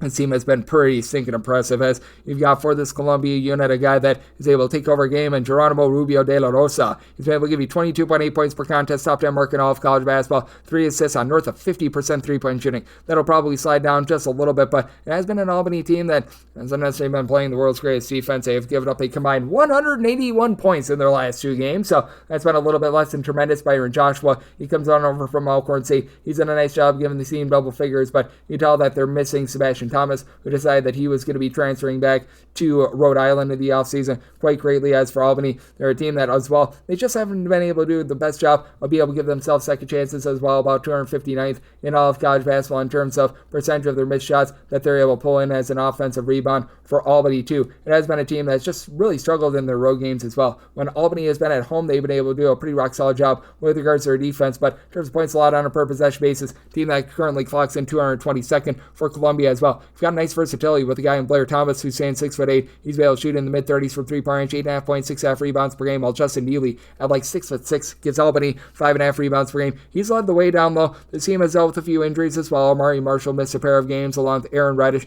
These 2 guys are back, but Marshall just hasn't been the same guy as he was 8 seasons ago. Last year, 16.5 points, 5 boards, shot 37% from 3, just 11.5 points per game thus far this season, albeit in his last 4 games, he's gotten to 17 plus in 3 of them, so perhaps coming back from injury just took him a little bit of time to be able to pick it up, but for Albany, despite the fact that they're turning the ball over just 10 times per contest, just hasn't necessarily resulted in the cleanest of offense. And you've got a Columbia team that has been absolutely tremendous offensively. The team has been able to get to at least 75 points in, I believe, every one of their games thus far this season. So I did set a relatively high total myself. I did set my total at 162.5. I like the over and at 4 or less. One to lay with Columbia, 3 of 6-5-39, 3 of 6-5-40. It is UMass, and they play us to Central Connecticut. Central Connecticut does find themselves as 9.5 to 10 point dogs total on this game, between 138.5 to 139. This is just disrespectful to Central Connecticut at this point. A team that played Providence to within 5 points, they went on the road, they knocked off St. Joe's, and this is a UMass team that I think that they're a little bit better than what their record would indicate, but this is a UMass team that just really hasn't been that good. So I'm going to be willing to take the points with Central Connecticut, set them as a 6-point underdog. Jordan Jones has been able to do a tremendous job in the backcourt. 13 points, 4 boards, 4 assists. Not shooting the same way from 3-point range as he did a season ago. Last year shot 34% from 3. This year much less than 25% from 3. But Central Connecticut running good, clean offense. They're turning the ball over about 10.5 times per contest, while being a top 50 team in terms of turnovers forced on a per possession basis in terms of live ball turnovers. So you've got Devontae Swetman, who's been able to give you 2.5 assists, 8.5 points. Really has been a force multiplier out there in the backcourt, shooting north of 50% from 3-point range. Darren Smith is a 6'7" combo player that's right now shooting north of 45% from 3-point range. And UMass has been a team that over the last few seasons just has not been able to execute the little thinks they've cleaned up the turnovers with about 11.5 turnovers per game, but they're shooting 24.5% from 3 and 63.5% the free throw line. Rashul Diggins is someone I like who's able to log about 12 points per game, but the heart and soul of this team last year was good rebounding, and it's not terrible this year. You've got Daniel Hankins-Sanford along Daniel Rivera, who are both able to give you about 6.5 to 7 rebounds per game, but it's not quite what you had with Josh Cohen and Matt Cross from the season ago, and that means that the backcourt is getting exposed. You've had Jalen Curry be able to log 14 points, 5 boards, 5.5 assists per game, but really outside of your main 4 or 5 guys, you don't have a lot of depth with this team. You need a little bit more out of Akeel Watson, who comes in from Arizona State, only giving you about 5.5 points per game, not showing a lot of stretchability. So I do think that Central Connecticut can hold in there. It's a Central Connecticut team that's playing at one of the slower paces in all of college basketball, but it's a team that's really stepped up to the plate with their defense. They have given up north of 68 points just once thus far this season. So this is a circumstance where I set my number at 6. I'm going to be willing to take the points, and I did set my total at 146. I do think that UMass is going to shoot much better than the, shall we say, 25% from three-point range. And this is one of the more up-tempo teams in all of college basketball. Has really been giving it up on defense as well. So I'm in on the over, and I'm in on the points with Central Connecticut. 3-6-5-41, 3-6-5-42. It is Tennessee Tech, and they are on the road facing off against North Alabama. North Alabama, a 9.5 point favorite. 146 and 147.5 is your total line with North Alabama. Set them as a 7.5 point favorite. So you're 9+. I'm going to be willing to take the points with Tennessee Tech. Tennessee Tech, a little bit of a rough go of it a few nights ago against Vanderbilt, but this is a team that I think is really going under the radar. We've already seen them play to single digits against Georgia. They've got a nice player in Rodney Johnson who's been able to log 14 points, 4.5 boards, shooting north of 50% from three-point range. Certainly do think that that's going to be seeing a downtick, but overall it's a Tennessee Tech team that is running clean offense. 11.5 turnovers per game. They're shooting 36% from three-point range. Out there in the backcourt, Jalen Johnson has given you 5 assists, 13 points per game. It is a team that's dealing with a little bit of depth issues, but being able to get back Makai Cameron is so big. He was missing for the first 4 or so games of the season. Comes in from Northern Colorado after he was, according to JUCOrecruiting.com, one of the better junior college transfers in all of college basketball. And if they can get something out of David Craig, he's a 7'2" big man who, as a freshman at Mercer, was able to give them like 4.5 or so rebounds per game. It looked like he was really coming along, but just for lack of a better term, has had his growth stunted. That'd be big because North Alabama can have the advantage down low with Cornelius Williams giving you about 8 rebounds per game. Daniel Igbaniwe, he right now for Tennessee Tech, trying to match up with that, about 5.5 rebounds per game out of him. And then you've been able to get good versatility out of Tay Fields for this North Alabama team as well. 2.5 assists, 5.5 boards, 8 points per game while shooting 44% from three-point range. It is a North Alabama team that lights you up quite well from the outside, shooting 35% from 3. They're generating more turnovers than in the past. And Dallas Howell has become a really nice, shall we say, stretchable player as well, but he's currently out of the fold for this team. He last year shot 35% from 3 with 8.5 points, 5.5 rebounds per game, and you just have not been able to get the same Daniel Ortiz as you did a few seasons ago. You went over to UAB a season ago, 2 seasons ago, for the same North Alabama team, shot 40% from 3 with 15 points per game, just 10 points on 35% three-point shooting. So he's looking to find his footing there, while Jakari Lane has been able to give you 15 points on good three-point shooting. So it's a circumstance where I'm going to be willing to take those points with Tennessee Tech, set them as a 7.5 point dog, and set my total 145.5. I do think that for Tennessee Tech, we're going to see a little bit of a downtick with their three-point shooting, but I do think that for Tennessee Tech, they do a nice job being able to match up on the glass, and I do think that they'll get a little bit more out of Craig moving forward. So looking at the points and the under, 36.543, 36.544. Wagner is going to be playing against the Coppin St. Coppin St, a 12.5 point underdog. Total is a whopper of 116.5 to 117, and at a 117, I'm in on the under. I set my total at a 116.5. Coppin State is that bad with regards to their offense, and Wagner's that bad with their offense. 2 bottom 25 teams in terms of points scored on a per possession basis. 2 teams that are looking to turn this thing into a turtle race. So yeah, this is not going to be one where if you're looking for explosive scoring that you're going to be huddled around the TV for. Now, I will say this about Coppin State as well. They have now given up 83 plus points so far in their last 5 games, but also have a Wagner team that against Division I competition this year, because that takes out of the fold their games against non-D1 games. They have not gotten past 60 points. And somehow, someway, they've won a few games while not getting past 60 points. You've got Javier Esquero who's able to give you 8.5 points, 4.5 assists per contest for a Wagner team that they don't shoot it horribly from 3. They shoot 33.5% from 3, but they're shooting 38% from the floor with 13 turnovers per game while playing super duper stinking slow. And then for Coppin State, you bring in Julian Ellerby. He was over at Eastern Michigan last season. He's been able to log for the team about 8.5 points, 5 boards, so he actually does a halfway solid job down low against a Wagner team that they don't necessarily have a ton of size, but for this Coppin State team, They are currently turning the ball over 13.5 times per game. They're shooting 24% from three-point range and 35% from the floor. You've had Prince Oduru come over from George Mason. He's been able to give the team about 4 boards, 7.5 points per game. Jonathan Dunn has been able to get her done with 7.5 points, 4.5 boards of his own coming over from Austin Peay. But these two teams are leaving a lot to be desired on offense, and it becomes even worse with these teams dealing with injuries, as Darius Ward, the top scorer for Coppin St, still currently out of the full due to injury, and he was averaging 12.5 points per game before going down. So it's a game where I think that Wagner and their just hard-nosed defense is going to be holding Coppin St to less than 50 points in this one. I set my line at 16.5. Coppin St have been a skid mark on the underpants of college basketball this year. They're completely winless, so I think that it's going to be another rough night for them. I did set Wagner as a pretty sizable favorite. I made them a 16.5 point favorite, so I'm going to be willing to lay it. And again, at a 117 or less, I'm going to be willing to dive in on the under. 306-545, 306-546. Bellarmine is on the road facing off against Western Carolina. Western Carolina, a 3.5 point favorite. Total on this game between 145.5 to a 147. And with Western Carolina, set them as a 3.5 point favorite. So right now, where we sit right now, I'm going to be waiting on a little bit of line movement. I was seeing a tad bit earlier, an opener of 3. If we could get back to that opener of 3, going to be willing to lay it, as Bellarmine has been really rough in terms of taking care of the ball. And with Bellarmine being a low-tempo team, 14 plus turnovers per game, that is just not cutting it. But at the same time, you got a Western Carolina team that's in all sorts of transition from season ago as well. They're doing an okay job down low. You've got guys that are able to give you 5 plus rebounds per game, as you've been able to really get a lot out of Bernard Polite. He's been able to give you 9 points, 8 boards, and he's someone that's able to stretch the floor. Last year, actually shot 34.5% from three-point range. That stick down to below 25% this season. But on top of that, Marcus Kelly missed all of last season. He's come back. He's been able to give the team some nice athletic ability. 8 points, 4 boards per contest for a Western Carolina team that's right now turning the ball over 18.5 times per contest. Ice Emery is right now the only guy giving you double figures with 13 plus points per game. But for Bellarmine, you don't have a lot to be able to combat what you've got with Western Carolina down low. Curtis Hoff has been able to give you about 5.5 or so rebounds per game. Only guy in the roster that's giving you north of 4 boards per contest. As the other guy is Zach Reed, who has played 1 game against a non-D1 team. So that's not great to say the least for Bellarmine. But you do have Jack Karzinski, who gives you good versatility at 6'7", 17 points per game. Currently shooting 46.5% from 3. And Bellarmine,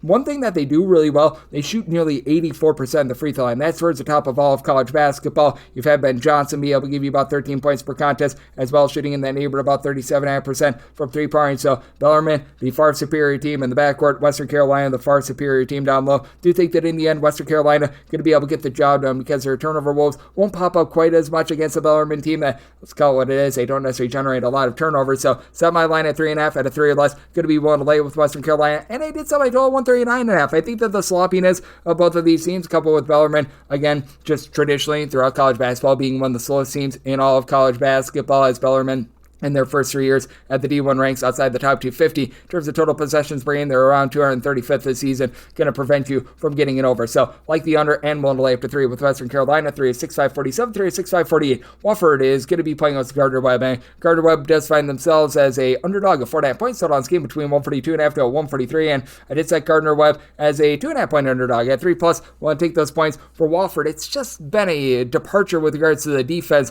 that we've seen on them, and I mean, 2 years ago, it's not like they were amazing on defense, but last year it took a turn for the worse, and once again, they are clocking in terms of points allowed on a per possession basis at 314th. We'll say that they're giving up about, and I'm not even kidding here, 36 points fewer per 100 possessions at home rather than on the road, but I think that that's just an outlier of one good performance. And for Gardner-Webb, the team has been able to do a nice rough and tumble job down low with Isaiah Richards being able to supply the team with 8 plus rebounds per game. It's Gardner-Webb team that they do need to improve their free throw shooting, as they've only been able to shoot in the neighborhood about 71% at the charity stripe, but I like what I'm seeing out of Daryl Simmons, the second. He's come in from the state of Michigan, been able to give this team 16 points, 2.5 assists, shooting north of 42% from three-point range. And Anthony Selden, who he was with the program 2 seasons ago, last year was over at Rice. He's come back and has not skipped a beat. A block and a half, 17 points, 4.5 rebounds per game, and then you get additional rebounding and additional versatility out of someone like a Pharrell Boyongo, who's been able to give you about 7 points, 4 boards. I completely said that last name wrong, but we gave it a shot and we sounded confident, and that's going to be big because Kyler Filewich, he's going to be the slow post player in this game for Wofford, being able to give them 10 points, 8.5 rebounds per game for a Wofford unit that overall they're shooting about 32.5% from three-point range, so hasn't been bad, but had Chase Comer stayed with the program, he was shooting 50% from 3 last season, and he transferred out at about the last possible second. That's a little bit of an issue for them. Corey Tripp, he's been able to give you you 13.5 points, 3 assists per contest for this Wofford team, as they are turning the ball over about 13 times per contest, and was expecting a few strides forward actually out of Jackson Savilas. He has been able to give the team overall for this season about 8.5 points per game. Last year shot 38.5% from 3 with 4 boards per contest, now shooting 26% from 3-point range. It's a Wofford team that they need a lot of offense to be able to overcome their defensive woes, and they just haven't been able to provide a lot of that, so I do think that Gardner-Webb remains lively. Again, with their free throw shooting, don't know if they pull it off outright, but being able to get 4.5, I'm going to be taking a look at the points, and I did set my total at a 142.5, even though Wofford not necessarily efficient on the defensive side of things. Neither of these teams playing super up-tempo, so looking at the under on 143 or higher, and going to be willing to take those points with Gardner-Webb. 306-549, 306-550. American is going to be playing us to George Washington. Our nation's first president is a 4.5 point road favorite, and total on this game is anywhere between 140.5 to 141. Those are fans of being Patriots love this one. Our nation's first president against a team called American, but that said, with George Washington, did set them as a 4.5 point favorite, so we're going to be waiting on a little bit of line movement here. This opened up at a 5, so if we get to a 5 or higher, I'd be willing to take the points on American. With American, this is a team that does a really nice job of being able to protect the ball. They turn the ball over a little bit less than 11 times per contest. They've got a really nice 3-point shooter as well in 6'8" Mark Rogers. Rogers, all sorts of versatility, 14 points, 5 boards. Last year shot 37% from 3-point range. 2 seasons ago, 40% from 3. That's ticked down though to about 26% from the outside. I do think that is going to be able to rebound against a George Washington team that they're 7-1 this year. It's still a George Washington team that I need to see it to believe it a little bit more on the defensive side of things, as that was really their Achilles heel a season ago, and they still have been dealing with being at less than 100%. As Garrett Johnson, he went down before the season due to an injury, and that's been a little bit rough for them. But to the credit of this George Washington team, in terms of points allowed on a per possession basis, right now 74th in the country, but we saw this with them last season, and as the season went along, that defense just completely cratered. But you've got a pair of guys in Drill Drumgool along with Rafael Castro, both are giving you about 12 points per contest, with Castro providing good 6'10", 6'11" size, a steal and a half, 8.5 rebounds, a block and a half per contest, and Darren Buchanan, 16 points, 8.5 rebounds. It's a George Washington team that leaves something to be desired from the outside, though, shooting 31.5% from 3-point range. You got Trey Autry, who's shooting 48.5% from 3-point range, pretty much the only guy that's giving you north of 4 points per contest, that's shooting above 31.5% from the outside. And it's a little bit of a top-heavy team. You need John Hanson, who comes over from Cornell, to give you more than 4 points, 2.5 rebounds per game, while American Elijah Stevens has done a nice job being able to flow some good offense, giving you about 3.5 assists, 12.5 points per game, and as a unit, American shooting just 32% from 3, but Colin Smalls, he's come up big, shooting 48% from the outside. Do think that, though, American, they've got their warts in terms of their 3-point shooting defense as well. Last 3 seasons, they have been outside the top 300 in terms of opponents' 3-point shooting percentage. They're humming on offense. They have been able to get in their last 2 games a combined 178 points. I do think that that's going to be going a little bit southward, but that said, do like what I'm seeing out of this American team. If I could get 5+, I'm going to be willing to take the points. 4 less would be willing to lay it with George Washington. I do think that George Washington going to see a little bit of an upward tick with regards to their 3-point shooting as well. So I did set my total 148.5. I like the over, and I like the points at 5+ with American. 306-551, 306-552. Colgate is playing against Cornell. Cornell, a 2-point road favorite. Total on this game is between 152.5 to 153. Set Cornell's a 2.5 point underdog. I like Colgate outright on the money line. Recognize that this is not the same Colgate team that we've seen in the past, and it has been less than savory for them to begin the season, but we got a pair of guys in the backcourt that are starting to step up. Brady Cummins has been able to give you about 11 points, 4 boards, pair of assists per contest. He, along with Nikolai Louis Jacques, have both been able to shoot about 35% from 3-point range for a Colgate team that traditionally, year in and year out, they're one of the best 3-point shooting teams in all of college basketball. This season, they're shooting more around about 32.5% from 3-point range, but they do have someone down low in Mr. Jeff Woodyard, who's been able to give you 3 assists, 5.5 rebounds. Not a guy that's going to pop threes, but is a good passer for being 6'11". I think that Cornell is going to have a little bit of a tough time with that, as Guy Ragland down low has been able to give them 7 rebounds per game, and Cornell, they're still playing that super duper up-tempo style. Joe Jacques was a part of that Cornell team that made the Sweet 16 quite a few years ago. He takes over for Coach Earl after he departs for that William and Mary job, but the team just isn't shooting the same from 3 as they have in past years. Currently shooting about 32% from 3-point range. They're turning the ball over about 13.5 times per contest. You've been able to get right around about 11.5 points per game out of A.K. Okereke, who's been able to do a relatively rock-solid job. Cooper Norad, he's been able to give you about 11.5 points per contest as well, but It's a Cornell team that has taken a little bit of setback there, and they're not generating as many turnovers in the past, and that's a big thing for this Colgate team. Even though they have not shot it the way that they have in past years, they're still doing a nice job protecting the ball. 11 turnovers per game. You've got a team that's doing a nice job rebounding by committee. Their top 5 scorers, 4 of them, giving you at least 4 rebounds per game. In my opinion, that should be enough for Colgate to be able to get the job done, and I do think that Colgate is going to be able to find some open looks from three-point range against a Cornell team.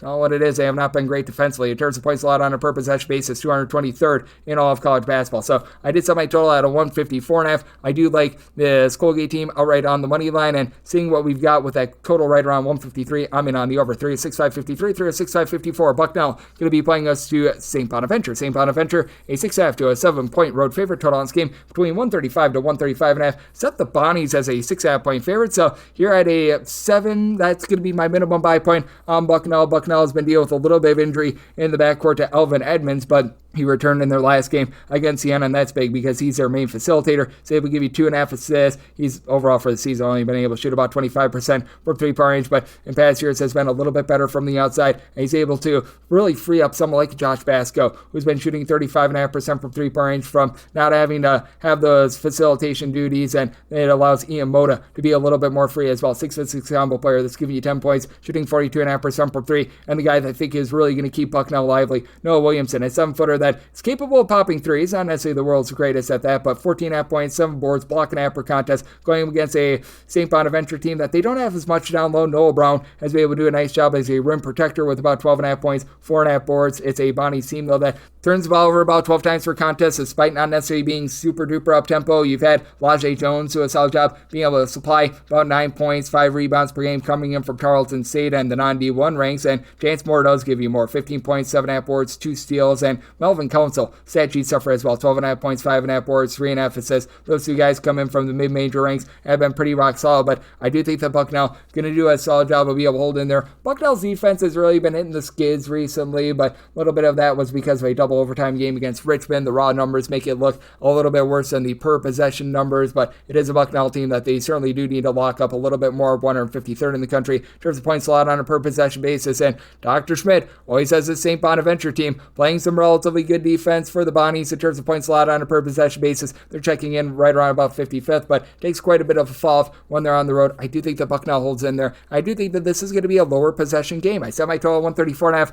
I'm in on the under, and at 7+, taking the points with the bracket plus. And Bison, 3-6-5-55, 3-6-5-56. It's Furman on the road against Florida Gulf Coast. Florida Gulf Coast is a underdog of 2.5 points. 131.5 is your total, and for Dunk City, I did set them as a favorite of 2.5 points, so I do like Florida Gulf Coast to be able to win this game outright on the money line. For Furman, it just feels like it's a little bit of a different blend from what we've seen in past years for this team, as you've been able to get a nice go-to alpha dog scorer, which you get year in and year out of this team, out of PJ Smith, who's been able to log 17.5 points, 4.3 assists, all while only turn the ball over about 1.3 times per contest, but the guys around him just aren't the same as they have been in past years. Garrett High and Cooper Bowser, they've been able to combine for about 17 points per game, both give you about 5.5 or so rebounds per game. It's a Furman team that overall shooting 38.5% from three-point range, but their numbers are a little bit warped because they were able to put up some massive numbers against a few non-D1 teams. They knocked off Oglethorpe by a count of 124 to 48, but in their last 3 games against Division I competition, they have failed to get past the 70-point plateau. So that's been a little bit of an issue for them. On the flip side, you do have a Florida Gulf Coast team that they like to slow things down.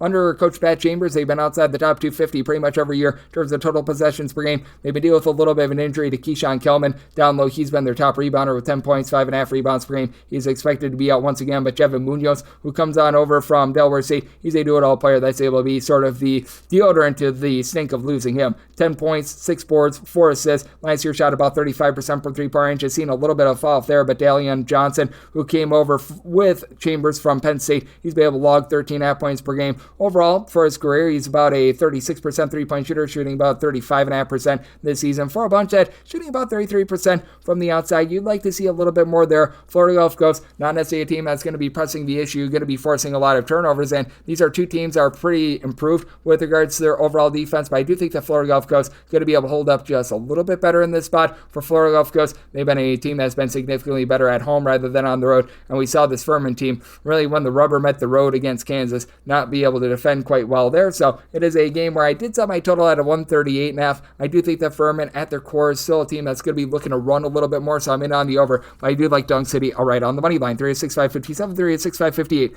Monmouth on the road against Lehigh. Lehigh, a 1-2-point favorite total on this game. It is 146, and with Lehigh, I set them as 5-point favorite. I'm going to be willing to lay the number. Monmouth finally got their first win of the season against Seton Hall of all teams, but this is still a Monmouth unit that they lost quite a bit from a season ago, and they're going up against a Lehigh team that, albeit they're a very top-heavy team, they don't necessarily have a ton down low. It's nobody on this Lehigh team is giving you north of 4.1 rebounds per game. That'd be Keith Higgins that's supplying that, but Higgins alongside their Whitney City are game changers, with Higgins being able to give you 17.5 points, 4 boards, shooting north of 44% from three-point range. Whitney City, 2.5 assists, 4 boards, 12 points per game of his own. Now, you can tell that they are missing from a season ago their main rebounder in Dom Parolin, who decided to transfer on over to Boise State, but they've been able to find some options that have been able to do an okay job. Hank Alvey has come in as a 6'9" freshman. He's getting a little bit more trust as he's been able to give the team right around 6.5 points, 3.5 rebounds per game. You don't necessarily have a ton of stretchability with some of these big men, but overall, Lehigh is shooting 35.5% from 3, an up-tempo team that turns the ball over just 11 times per contest, and for Monmouth, trying to replace Xander Rice from a season ago has been difficult. They've been turning the ball over 13 times per game. You've got Abdi Bashir Jr., who's been that takeover scorer, 20.5 points on 42% three-point shooting, and Michael Dewar, who comes on over from the Citadel. He's been able to give you 10 points on 50% three-point shooting in his own right, and he should have this team have a little bit of an edge down low, as you've had a trio of guys in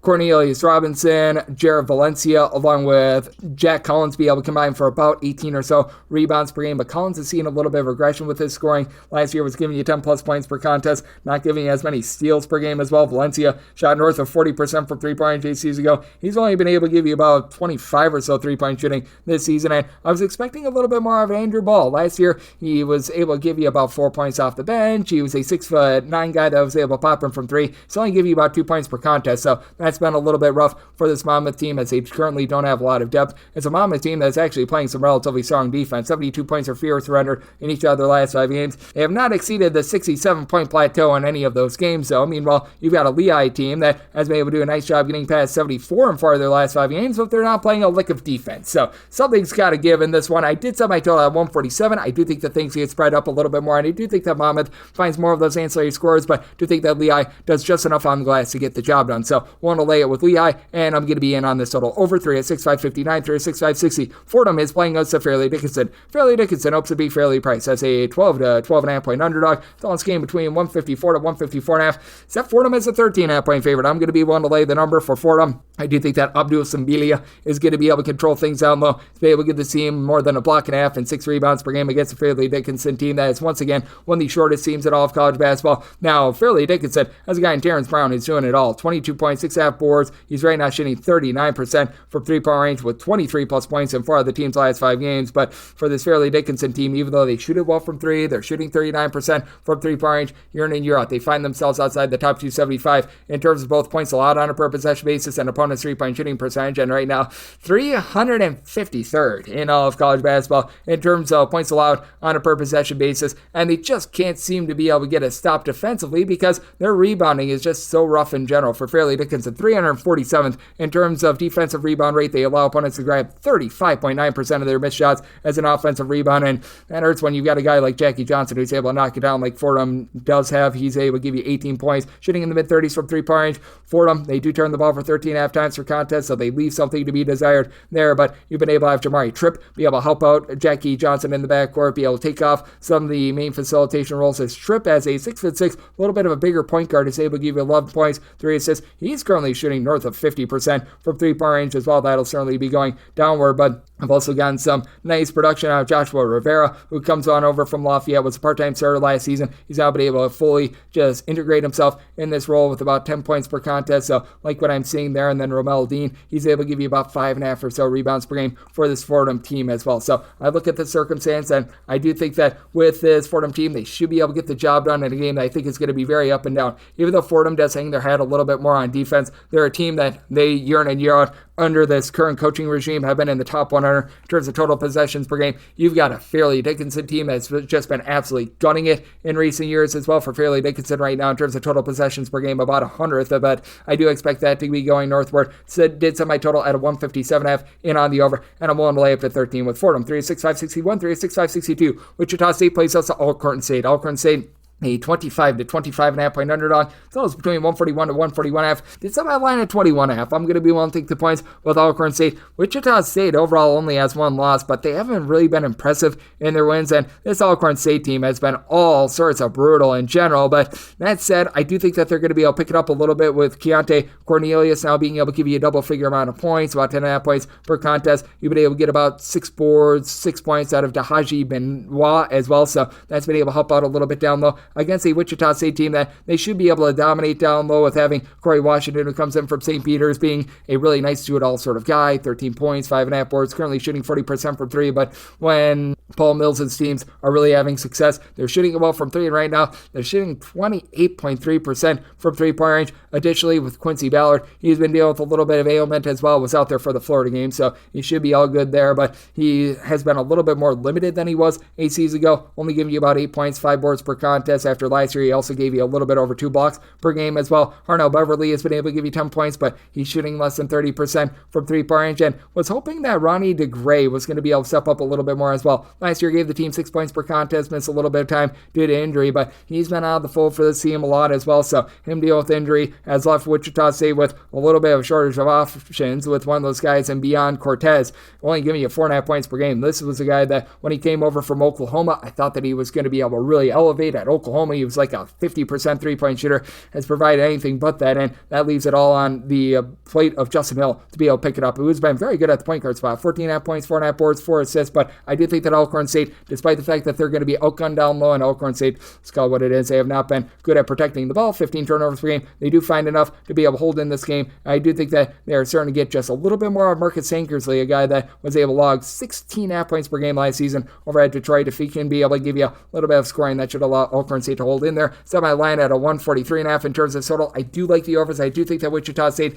is able to up their scoring against an Alcorn State team that has been all sorts of brutal themselves, but I'm going to be willing to take the points with Alcorn State as well. 3-6-5-63, 3-6-5-64. Little Rock is playing us to Central Arkansas. Central Arkansas, 9.5 to a 10-point dog. Total on this game is 139.5. Set my total 149.5. I do like the over for Central Arkansas. They are well outside the top 300 in terms of points scored on a per possession basis, but for 16 straight years, Central Arkansas has been in the top 85 in terms of total possessions per game, and they are back there once again this season, and this is a Little Rock team that I do anticipate them being quite a bit of an up-tempo team. They're a top 130 team in terms of total possessions per game, so dealing with the loss of KK Robinson, as he should be returning more towards conference play for this Little Rock team, but in the interim, you've been able to get really good production out of the transfers that have come in, as Mawani Wilkerson was originally over at LSU. He's been a nice 6'5" sort of combo player, 15.5 points, 6.5 boards, currently shooting 39% from 3-point range. Additionally, you've got Chandler Lawson, who he was over at Creighton along with Memphis. He's done a really good job of being able to shore up that backcourt, as he does it all as well. 3.5 assists, 6 boards, 15 points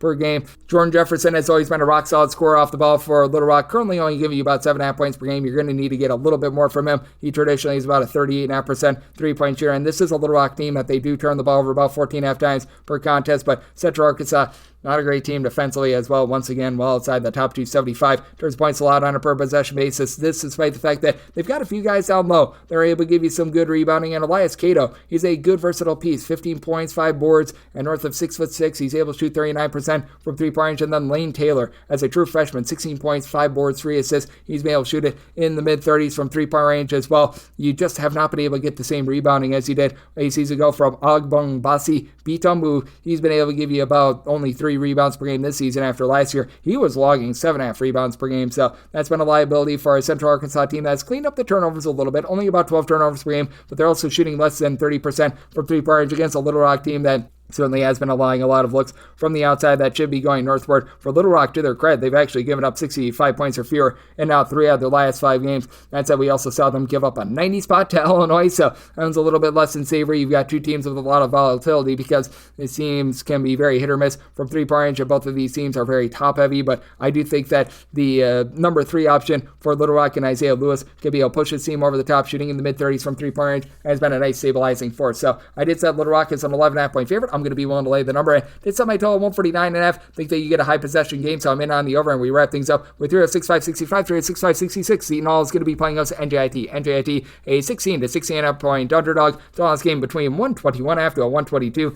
Set my line at a 121.5 in terms of this total. I'm actually going to take the 122 under. I did set Seton Hall as a 17.5-point favorite. This has been a Seton Hall team that has been rough, to say the least. They lose at home to both Fordham, along with bad loss that we saw a few days ago to Monmouth. That said, they've also knocked off a team like a VCU earlier in the season as well. So we've seen the best of Seton Hall, and we've seen the worst of Seton Hall, and NJIT is one of the lesser teams in all of college basketball. Recognize that Villanova is getting things together, but they already lost to them by 30-plus points. It's an NJIT team that is well outside the top 300 in terms of both points scored and points allowed on a per-possession basis. You've got Tariq Francis, who's been able to give you about 20 points per game, shooting in the mid-30s from 3-point range, but it's an NJIT team that is turning the ball over darn near 13 times per contest. And it's an NJIT team that has allowing teams a lot of second and third chance opportunities. For NJIT, 292nd in the country with regards to their rebound percentage on defense, allowing opponents to be able to grab an offensive rebound on 31.3% of their missed shots. Now, it's a Seton Hall team that they just need to find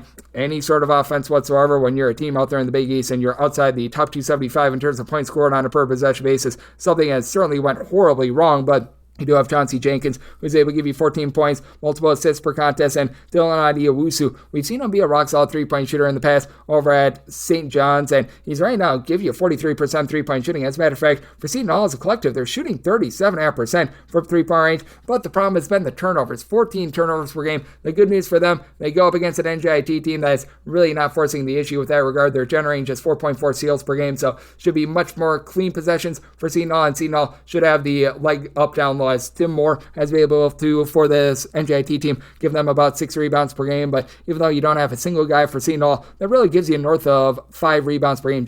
Chauncey Jenkins is 4.9 rebounds per game. That actually leads away. You've got out of your top 4 scorers, every one of them giving you at least 4 rebounds per game, with Yasan Toomey stepping up there. And Isaiah Coleman has been able to show some good versatility as well, shooting north of 40% from 3, 11 points, a steal, 4.5 rebounds per game at 6'5". So do think that Seton Hall pulls that out and is able to cover against an NJIT team that's been allowing a lot of these lesser teams to be able to cover, and you're at a 122. I'm in on the under, and that'll wrap things up for the Wednesday edition of Coast to Coast Hoops, now part of the VSiN family of podcasts. Big thanks to Mike Randell. He does amazing work over at FDN Network and FDN Bets. He joined me in the last segment. If you do like what you're hearing from this fine podcast, Coast to Coast Hoops, you're able to subscribe wherever your podcasts, Apple Podcasts, Google Play, Spotify, Stitcher, and TuneIn. If you have a question, comment, segment idea, what have you for this podcast, you have one of 2 ways we fire those in. First one is my Twitter/X timeline at @GNR_D1. Keep in mind, letters EM, name me does not matter. Size per usual, please do send these into the timeline. Other way is find an Apple Podcast review. If you rate this podcast 5 stars, it is very much appreciated. From there, you're able to fire in whatever you'd like to hear on this podcast via that 5-star review. Coming at you guys every single day on this podcast, which means I'll be back with you once again tomorrow. Thank you.